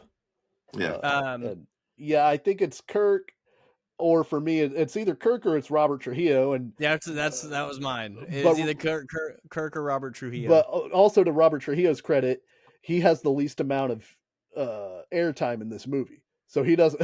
I mean, he seems infinitely cool in all the other things too. Yeah, But he's he's clearly just stoked to be Metallica. yeah, like clearly Kirk Hammett is just like a decent dude, it seems like. And I just kept thinking of that scene in Spinal Tap where it's like the bass player Derek Smalls keeps talking about how he's the glue that yeah, holds the band together, but he's what does he compare himself to, like an ox or something? And it's like, because it's David St. Hubbins and yeah, Nigel Tufnell are the two guys at odds the whole time, and he's the peacekeeper.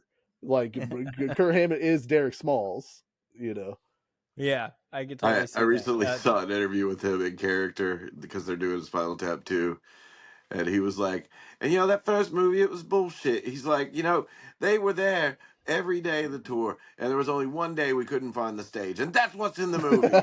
And then and then he's like, and then also, the pods, when the pods open, he's like, they worked at least 60% of the time, and they could have gotten that on film, but no, they had to put in where it didn't work, made me look like a fool. Can I That's can I so ask a great. practical question? No, we're not doing fucking Stonehenge tomorrow. That's uh, most quotable line. Oh God. Oh God, he left the fucking band. I think that's a deleted scene. I think for me it's stalk. Yeah, I think my Just life sounds stalk to me. my lifestyle determines my death style. Uh, That's a great line. well, and whenever he's what does Kirk say? He goes, it's some kind of like Buddhist or Eastern It's philosophy. yeah.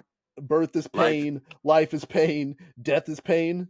Cool, man. life is pain, birth is pain, death is pain, and then they added it's all the same. Yeah, Hell yeah, Yeah. dude. Where I got what does he say? I gotta find something to rhymes with that rhymes with mine. yeah, A lot of things rhyme with mine, but I yeah. think it's stock is my quotable line for this. Okay, I think. All right, we'll wrap up with this real quick. What is the movie's goal, and does it achieve it? Yes. I think the goal was to document the making of an album, and it documented the making of an album plus a bunch of shit. So I do think it achieves its goal, unless they were like, "We're gonna look so badass," then it doesn't achieve its goal. Well, I think that's why one of the reasons James didn't want to be recorded, right? Is he's Yeah. like, this doesn't make up. I can't imagine that when this was coming out, they were like, this makes us look great. Yeah. uh, Oh no, they knew they can't stand even watching it. Like even at the beginning of the commentary, they're like, "Well, here we are watching this again." yeah. It's like embarrassing home movies for them. Um, Yeah, but I think the goal of the doc going in, like Jacob said, I think like even at that point, CD sales were starting to plateau or start to decline. So you want to add value by adding stuff that you couldn't yeah, get just downloading it off of Napster. So they're like, we'll record the making of the album. That'll be yeah, interesting and whatever. And then they fell ass backwards into a masterpiece because this is like a definitive document. Like I said, there's no documentary of Guns N' Roses imploding right, or of any other band that reached the heights of Metallica Except for right. the in Beatles. except for Aerosmith. the Yeah. but at that point we didn't have that really. You had the John Lennon Imagine documentary, but we didn't have No, Get well, Back. this was part of a different documentary that got released. Get Back was a different cut of a Let It Be documentary that had been released. Oh, really? That I Yeah, didn't know had that. yeah. I thought it It was all was new they yeah. used footage. AI So, to yeah, Peter Jackson I think used AI to oh, fix a okay. lot of the footage that they couldn't, that's why it looks But so good. You're like, this looks like it was shot yesterday. It's because of AI.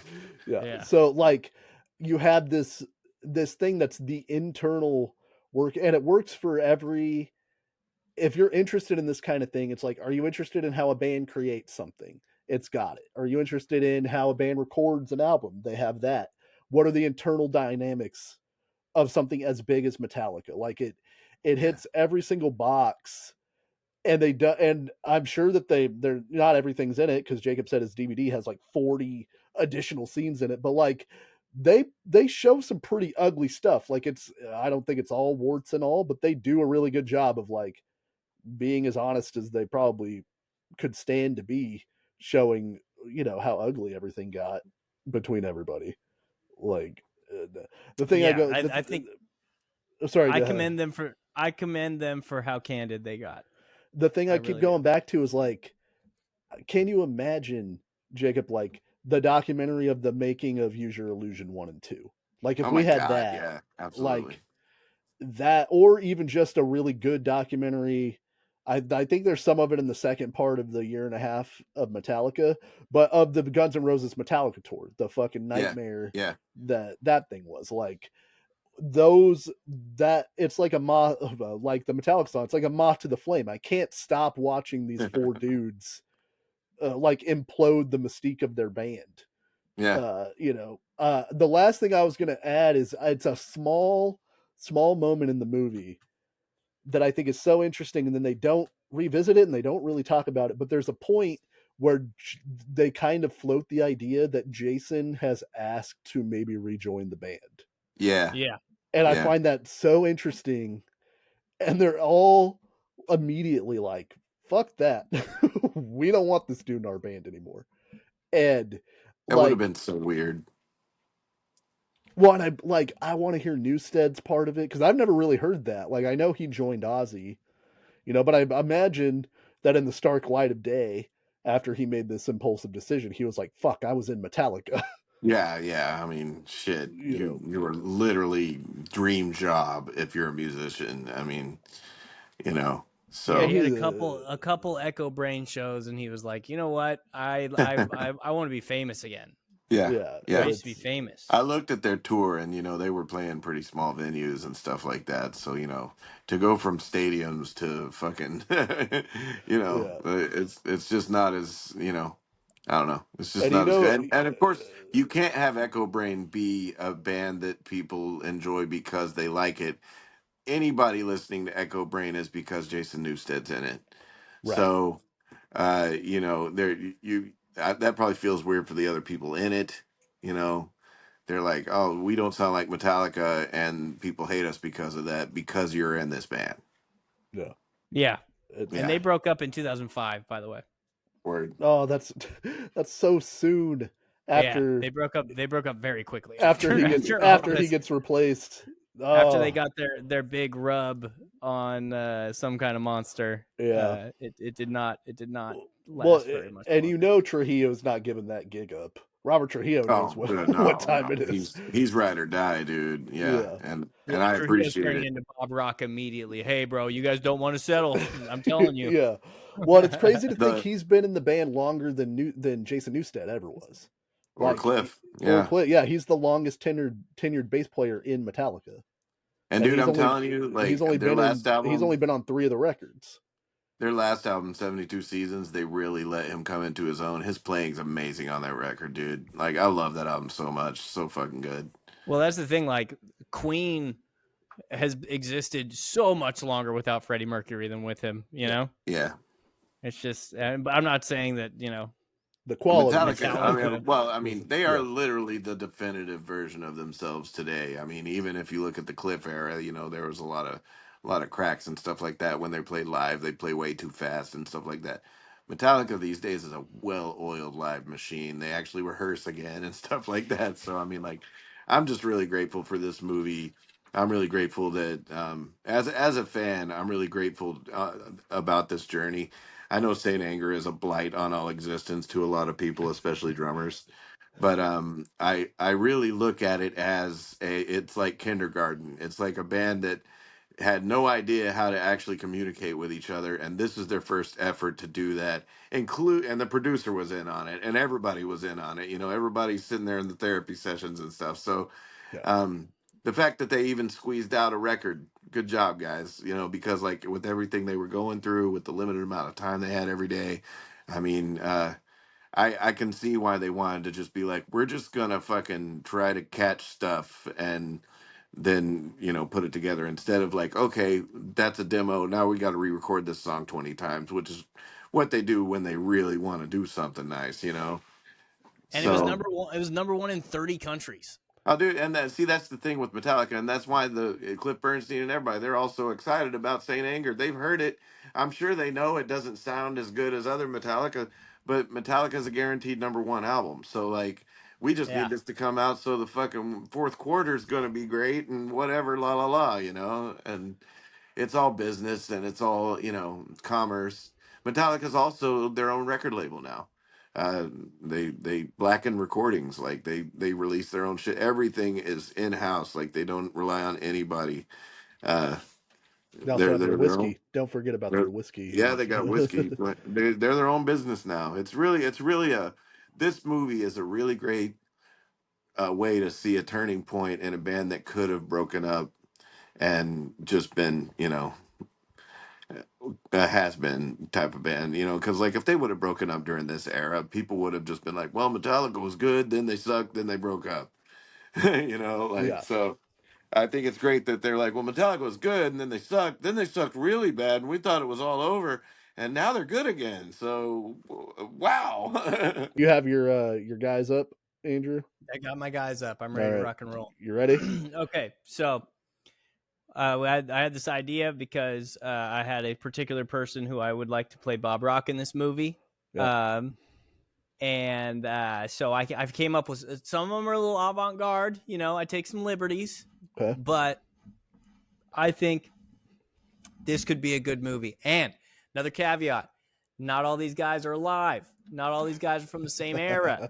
Right. You're just We pulling can't from make this history. movie today. Right. I don't know enough guys nowadays who are alive. Like Chalamet would have to play like 4 of these dudes. So I don't know enough actors who are alive to do this. So What's the name first of your off, Metallica movie? First off, some kind of monster's taken.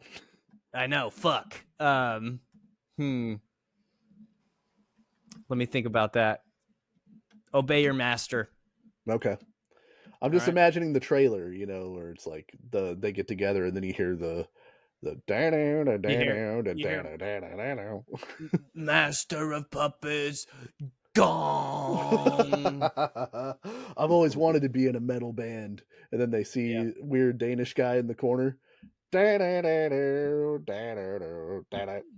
Yeah. It's called When We Were Fast. I That's what it was called. like that. Okay, so starring as one Lars Ulrich. You guys have seen this man before. I don't know if you guys will probably immediately recognize this man. I didn't know his name was David Bowie. Yeah, he's in UHF and He Back is, to the Beach. and heavyweights, also in heavyweights. He's Word. the leader of the camp MVP. I'll tell you what you nailed for Lars. That was tough for me to find. The hairline for Lars is Yeah. That's a tough get. That Yeah, I was really struggling because what was really annoying me is there's somebody who I always say looks like Lars, and I can't remember if it's a civilian or a celebrity, and I can't remember who it was. So, thankfully, this fucking guy popped into my head out of nowhere at the 11th hour, and I think I nailed it. David Bowie will play Lars in my movie. One of the harder ones to definitely not cast. stock. Definitely not stock. A lot of these are not stock. Okay. A little bit harder to cast because there's not enough Latino actors out there. Lou Diamond Phillips doesn't look much like Robert Trujillo. You know what I mean? Oh, Yeah. did you get Danny Trejo? I thought about young Trejo, but Trejo, I don't think ever acted in the age that I need him to be in this movie. You know what I mean? Like, because Danny Trejo has been old for his entire career. It'd be really You know? funny if old Trejo played Robert Trujillo as a young guy. That would be great. That would be great. That's like a Meet the Ruddles type thing where George Harrison was played by an Indian guy. Yeah. It's so great. But I think I found, and this is a little stock, but it does have this does have watermarks on it. Okay, don't own the picture. I think Del Toro. Sure. Bring it He's on. got, Yeah. he's got the brow. He's got the facial hair. You know what I mean? I also cast Benicio del Toro as Robert Trujillo. Hell yeah, dude! I'm happy about that. It was him or Momoa. I had Momoa in there as I briefly had Momoa as well. Yeah. I also briefly had Momoa for Hammett. Once again, not a lot of brown guys out there. Okay. Hetfield was the hardest one for me. I just saw who's in my next tab. It's not Hetfield in my next tab. This one I'm pretty excited about. Okay. Kirk Hammett. Kirk Hammett. This and I have to say this. This man is going to take this role seriously because he's not a man that takes a lot of roles seriously. Okay. Fred Armisen playing Kirk Hammett. Yes. Armison's a yes. good pull. I had Antonio Banderas. Okay. And Antonio could maybe do it. Or I don't know if you could back me up on this, Jacob. Edward James Olmos. Yeah. Okay. Yeah. Looks kind of Well, like a Kurt You're Hammett. right. listen, but if you just put a mustache and curly long hair on Armisen, he looks almost exactly like Kirk Hammett. He talks like him too. Armisen is better. Oh, you have the casting of the better Kurt Hammett. He also does that little talking thing. But who did you have as Lars? I had Statham as Lars. The only guy, because Statham's a little guy. If he grew his hair in, he has the widow's peak. Yeah. Like Lars. He's also, I mean, he's British, so it's not exact. But Lars was tough. Lars is a tough get. Lars was a tough guy. David Bowie doesn't fall into everybody's lap. You know what I mean? I have two options for Hetfield, and the first person I thought of, and I don't know if this makes sense to anybody, but I just think this might be a little compelling. Kevin Costner. I think I could see it to some degree. He's definitely got the gravitas to be. I just think he could do it. I think like the softness as well as the hardness. I don't know if he'd be believable as a rock star, but my second option, because I don't think I found a great Hetfield. My second option, Christopher Titus. How about that? All right, so my Hetfields. Yeah. One of these I thought of, and one I, for some reason, through Kismet, saw on the internet today. So I have Kiefer Sutherland as my James Hetfield. Okay. If you look at him from the Lost Boys with the feathered hair, I think it's pretty close. And I think he could do it as the bad boy of the San Francisco metal scene. I think there's. Okay, I can kind of see this. I can kind of see it. Like, yeah, I would just get Jim Brewer to do it. And the second one, this is wrestling centric, Andrew, but I saw it today. Sheamus. Somebody suggested. Dude, Sheamus is okay. Yeah, I almost cast a couple of wrestlers. Sheamus could do James Hetfield for sure. That one is dye his hair. That is uncanny. Like, as much as I hate Sheamus, he could definitely play James Hetfield. Can we air? Okay. Can we air your sister out for a second, Andrew? Oh yeah, my sister thinks Sheamus is hot. Like Alyssa's like all about this guy. Alyssa had to come. Swooning. Andrew and I were watching wrestling once, and Alyssa came over to my house to meet up with Andrew. I was having a panic attack, and she was saving my life. Andrew, I wasn't going to say that part in case you didn't want to, but Andrew hates Sheamus.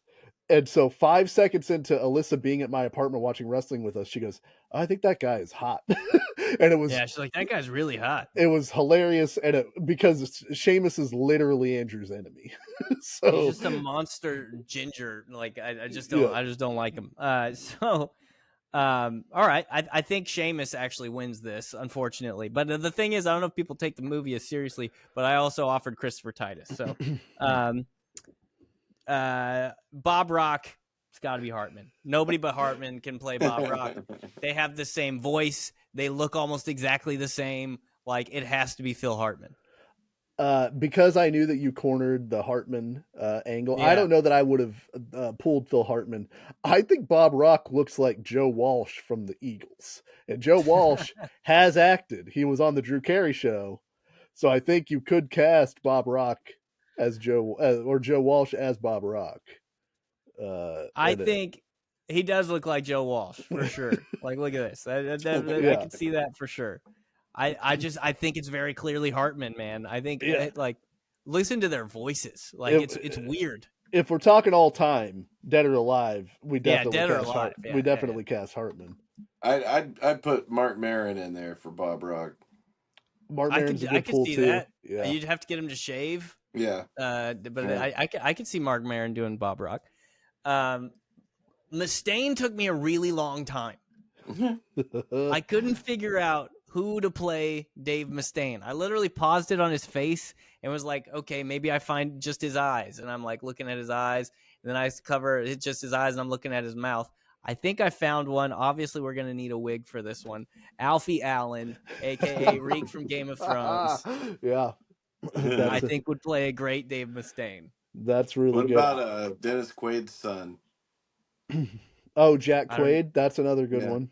Yeah, the guy from The Boys. yeah, The yeah. um, He can do it. Or I can Carrot see it. Top. I can see a Carrot Top. Carrot Top now could play Mickey Rourke. I have two for Mustaine. Okay. Uh, Obviously, we want to film musical performances, so we want to have guys who can play instruments. Mustaine, very talented guitar player, equally talented. The Feld Dog, Corey Feldman. Oh shit! Listen, uh, I will never say no for the Feld Dog being a look, Corey good one. Feldman as Dave Mustaine. Please give me that whole Yeah, movie now. I look would at watch Corey that Feldman. immediately, Look at Corey Feldman and tell me that there's not some dude. Look, Mustaine. just this picture right here. I listen. Alfie was a good one. This Corey Feldman's our Mustaine. Uh, You put long blonde hair on that face. yeah. That's Oh, you're Mustaine. so right. And my other guy, if we want a more serious movie, David Duchovny, weirdly gives me Okay, yeah. Mustaine vibes. We've been watching the X Files. I've I think and I think that's a really good one too. Actually, so I think that's better. That's Duchovny could better than do it. Alfie too. Uh, he's got. I just want to hang out with my little Danish friend. Yeah, we I could. talked about just hanging out and smoking hash through a hole in the ground. What? Um, Yeah, how do you uh, do that? Newstead, Newstead was another tough one for me. Took me a while, but I think I like my pick. How about some Matthew Lillard for Newstead? Oh, that's really, really good. Yeah, I think that's yeah, better than both my guys. that'll do. Okay, I had Tim Blake Nelson from Oh Brother Where okay, Art Thou. okay. I Uh, love Tim Blake Nelson. I The think, water is fine. yeah, my sins have been washed away. And also Ben Foster. I don't know if you're familiar with Ben Foster, the actor, but he looks very similar to Newstead to Yeah, me. like a But Ben I Foster. think you win the day. Okay, I can see that. But yeah, Yeah, I do think it's Lillard. yeah, it's got to be Lillard. Yeah, yeah. Okay. The therapist, Phil Towley. Um, Can we get Jason Lee to play him? I had that would be Ooh, sick. That's that's good. actually really good. That's good casting. I I had to keep walking myself away from Kevin Spacey on this one. Oh Um, wow, yeah. because Yeah, Kevin Spacey would have done a really good job before he died. Like he yeah. would have been he's a talented man, you know, and he would have been really good at this role. But I think I found one. We'd have to get him to shave his head a little bit because Towley had a little bit of a cul-de-sac going. Christoph Waltz. How about that? Oh, that's very good. He's got kind of the similar facial Yeah, he's features. got the facial expressions. He's got like the way he carries himself a little bit. You are harboring enemies of the state. Uh, uh, for Phil Talley, I had John Lithgow. I think. Wait. Okay. I, I got a Jason Newsted. Bill Hader. Oh Ooh, shit. I mean, I love Oh Hader. shit. Even if he didn't look like Newstead, I He want can Bill do Hader that in this. face. Yeah, I want Bill Hader in this movie. Or like you said, Jim Brewer. Jim Brewer could basically be any of the dudes from Metallica. I want Uh, Jim Brewer to be fucking to be James James Hetfield just because Hetfield. it Yeah, would be ridiculous. yeah. We're casting a crazy movie. I thought about Will Forte for a second for like three different guys. That's a good Newstead. It is a good Look Uh, at him! Newstead. Look at him! Yeah. Look at him while I'm saying this. Talking about a band with buses and squillions of dollars and squillions of. I don't see how Echo Brain could affect the machine of Metallica. It's just weak. Um, Lame. Also for Phil Talley, I don't want to give this man a role in the movie, but he does look to me like Phil Talley. Jordan Peterson looks Oh yeah, like yeah. Phil Talley to me. He definitely. I totally see. I think and he's got like a taller face. He would probably look different bald, but Yeah. I could definitely see that. Okay, last one for me. Unless you have, I have all I have left is Torben Ulrich. Okay, I have a couple. Gandalf. I have a couple of guys, but you can go You have a ahead. couple guys. Yeah. Okay. Ian Torben. McClellan. I thought about Ian McKellen. But I think John Malkovich Yes, yes, nails yes. that role. Yeah. I would That's say delete that. Yes, yes, Yeah, yes. even the way he talks, like Yeah. I think that might have been what pushed me towards him. Like you put a fat beard on this guy, I think he nails the Torben. yeah. Brilliant. You've got him for sure. I have Cliff Bernstein, the manager of Metallica, Avenue Oh, Q. he could play Torben Ulrich. Yeah, yeah. With the beard, I'm looking at Jack Black for Cliff Yeah, Bernstein. that's good. That's good. Yeah, that's good. I like You could think also that. have George R. Martin play him. But I don't know how much acting he does. But yeah, dude, Jack Black is a good call with for Cliff Bernstein. and then lastly, Cliff Burton. This one's a little inside. There's yeah, see, it's the beard. If it's that That's the beard, one. that's him. Dan Soder, the stand-up comedian, looks Okay. like Cliff Burton. Dan Soder's a very funny comic too. He does a great Macho Man impression. Yeah, he's if you put a wig on that dude, that Yeah. looks like young Cliff. He's But also a big wrestling fan. secondly, and this might even be See? better, yeah, I think that's not far off. That's pretty good, yeah. That's really good. But Soder doesn't do a lot of acting from what I've seen, and we've already talked about this gentleman. He needs to be in our movie. Will Forte also looks like Cliff Burton.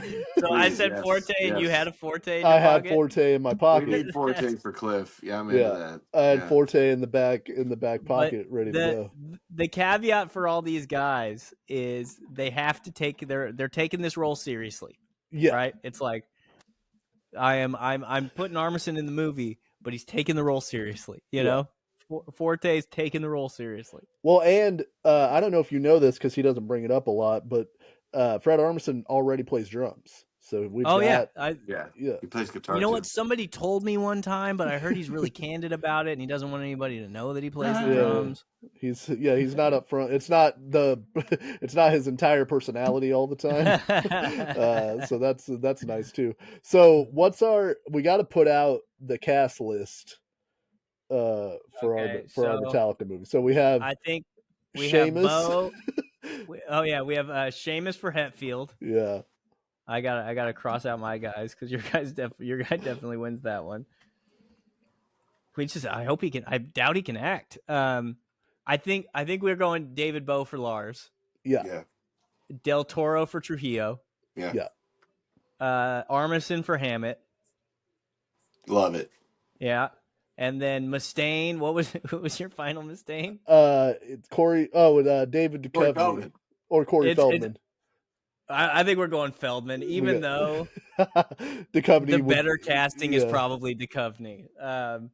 And then Phil Hartman, Newstead Lillard. Yep. Who did we end up with on Tally? It was your guy. Waltz. Yeah, Christoph Waltz. And then Ulrich, John Malkovich, Torben Ulrich. Torben Ulrich, yeah. Jack Black is Cliff Bernstein. And Will Forte is Cliff Burton.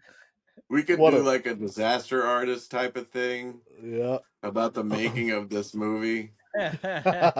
What a cast, man. We're I love it. That's a wild movie. Slap a wig on Forte. He looks like Cliff Burton. I'm telling you. Listen, they spent $300 million on Snow White. You can't tell me they can't find $40 million to make this movie. You know? Yeah. They could. And your what was your title? I can't remember. I forgot already. It There's was like- good. When we were fast. Yeah. there's an endless amount of time. You could do Ride the Lightning. You could do fucking Blackened. You could do any number of things. Well, you probably don't want to do Blackened, but you do any number of things. You know? Blackened, and they're all black characters. It's a reimagining of Metallica. That's Did you hear Donald Glover's playing Lars Ulrich in a movie? that's really really funny. That's a good cast. That's That's a good quite- cast. Terry Crews as Robert Trujillo. We should do an alternate black cast. You guys want to do that? You guys want to do movie to movie and get out of here real quick? Sure. Yeah, let's do it. Or do we want to do movie grid? Which one? Let's do I movie don't know. grid. Let's do Yeah, movie the grid has more stuff. because I don't think we did a movie grid with Jacob. No. I'm not good at the grid. You're not good at the grid? Yeah, Oh, I'm this good is at a movies. This is a different. Oh, maybe you have played Movie Grid. I don't know. You know this grid? Can you see the screen? No. I can't see anything. Oh Well, shit! I'm not screen. sharing it. I'm a fucking asshole. I'm pranking you guys. Should probably share it. You jerk. Can you guys see it? Oh, yeah. I don't know anything about that. Okay, so I this is can't a read grid, it, but I Jacob. can see it. You have to find movies that fit the categories that match up in the grid. So we have the actors Robert Pattinson, Anya Taylor-Joy, and Paul Rudd. And for those actors, we need to find a movie that is a 3.5 plus rating on Letterboxd, a one-word title, ignoring the, and released between 2005 and 2025. God damn. And you're So, trying to Robert you're Pattinson- trying to get the most obscure ones possible. Yeah, obscure ones. So, what is a Robert Pattinson movie that has a 3.5 plus rating on Letterboxd? The Batman, Sure. probably. Let's go. But is there a more obscure one than that? Twilight.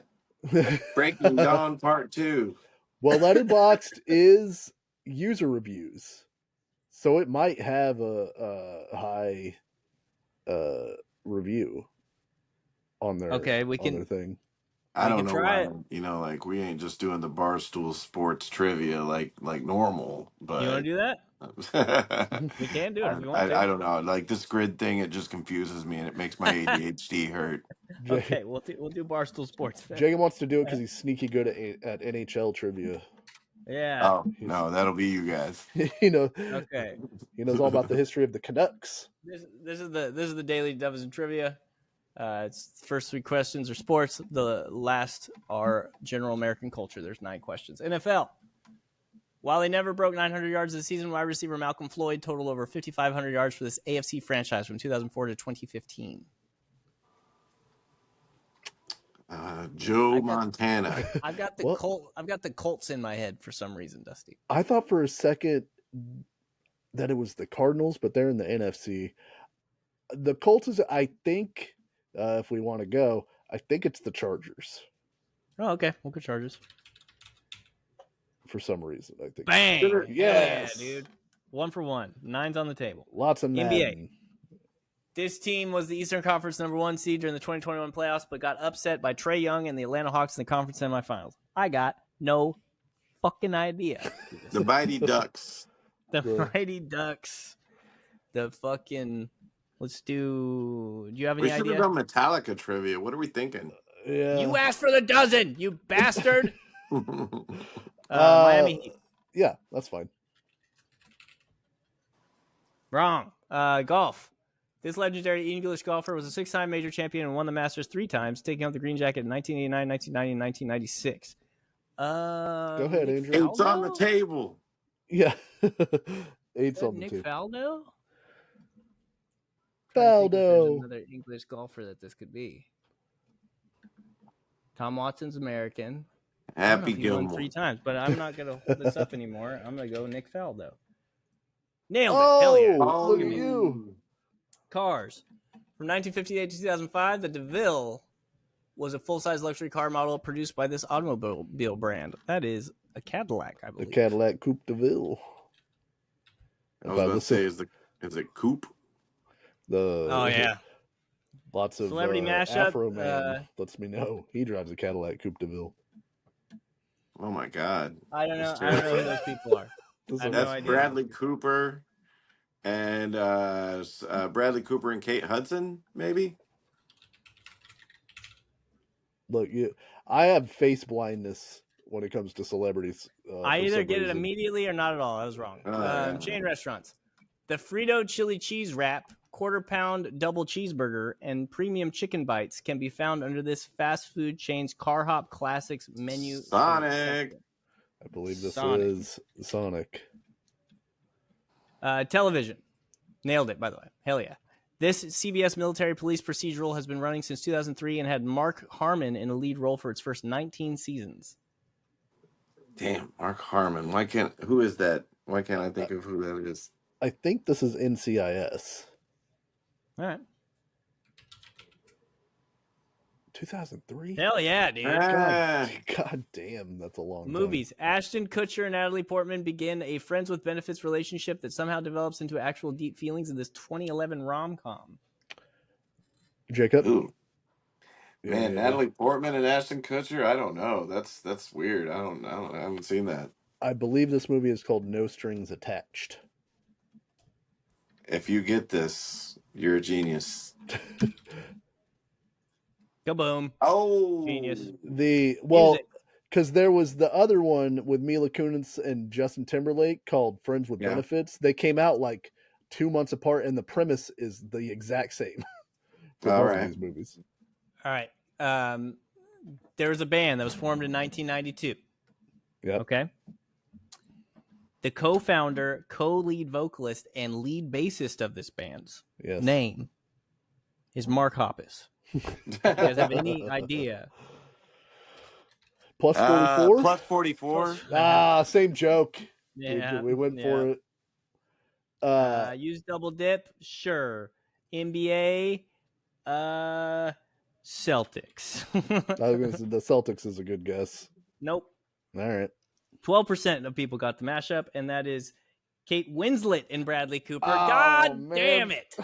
Isn't that what I said? You said Hudson. I should have fucking. Oh, shit. That is Winslet, like if you look at it now. Yeah.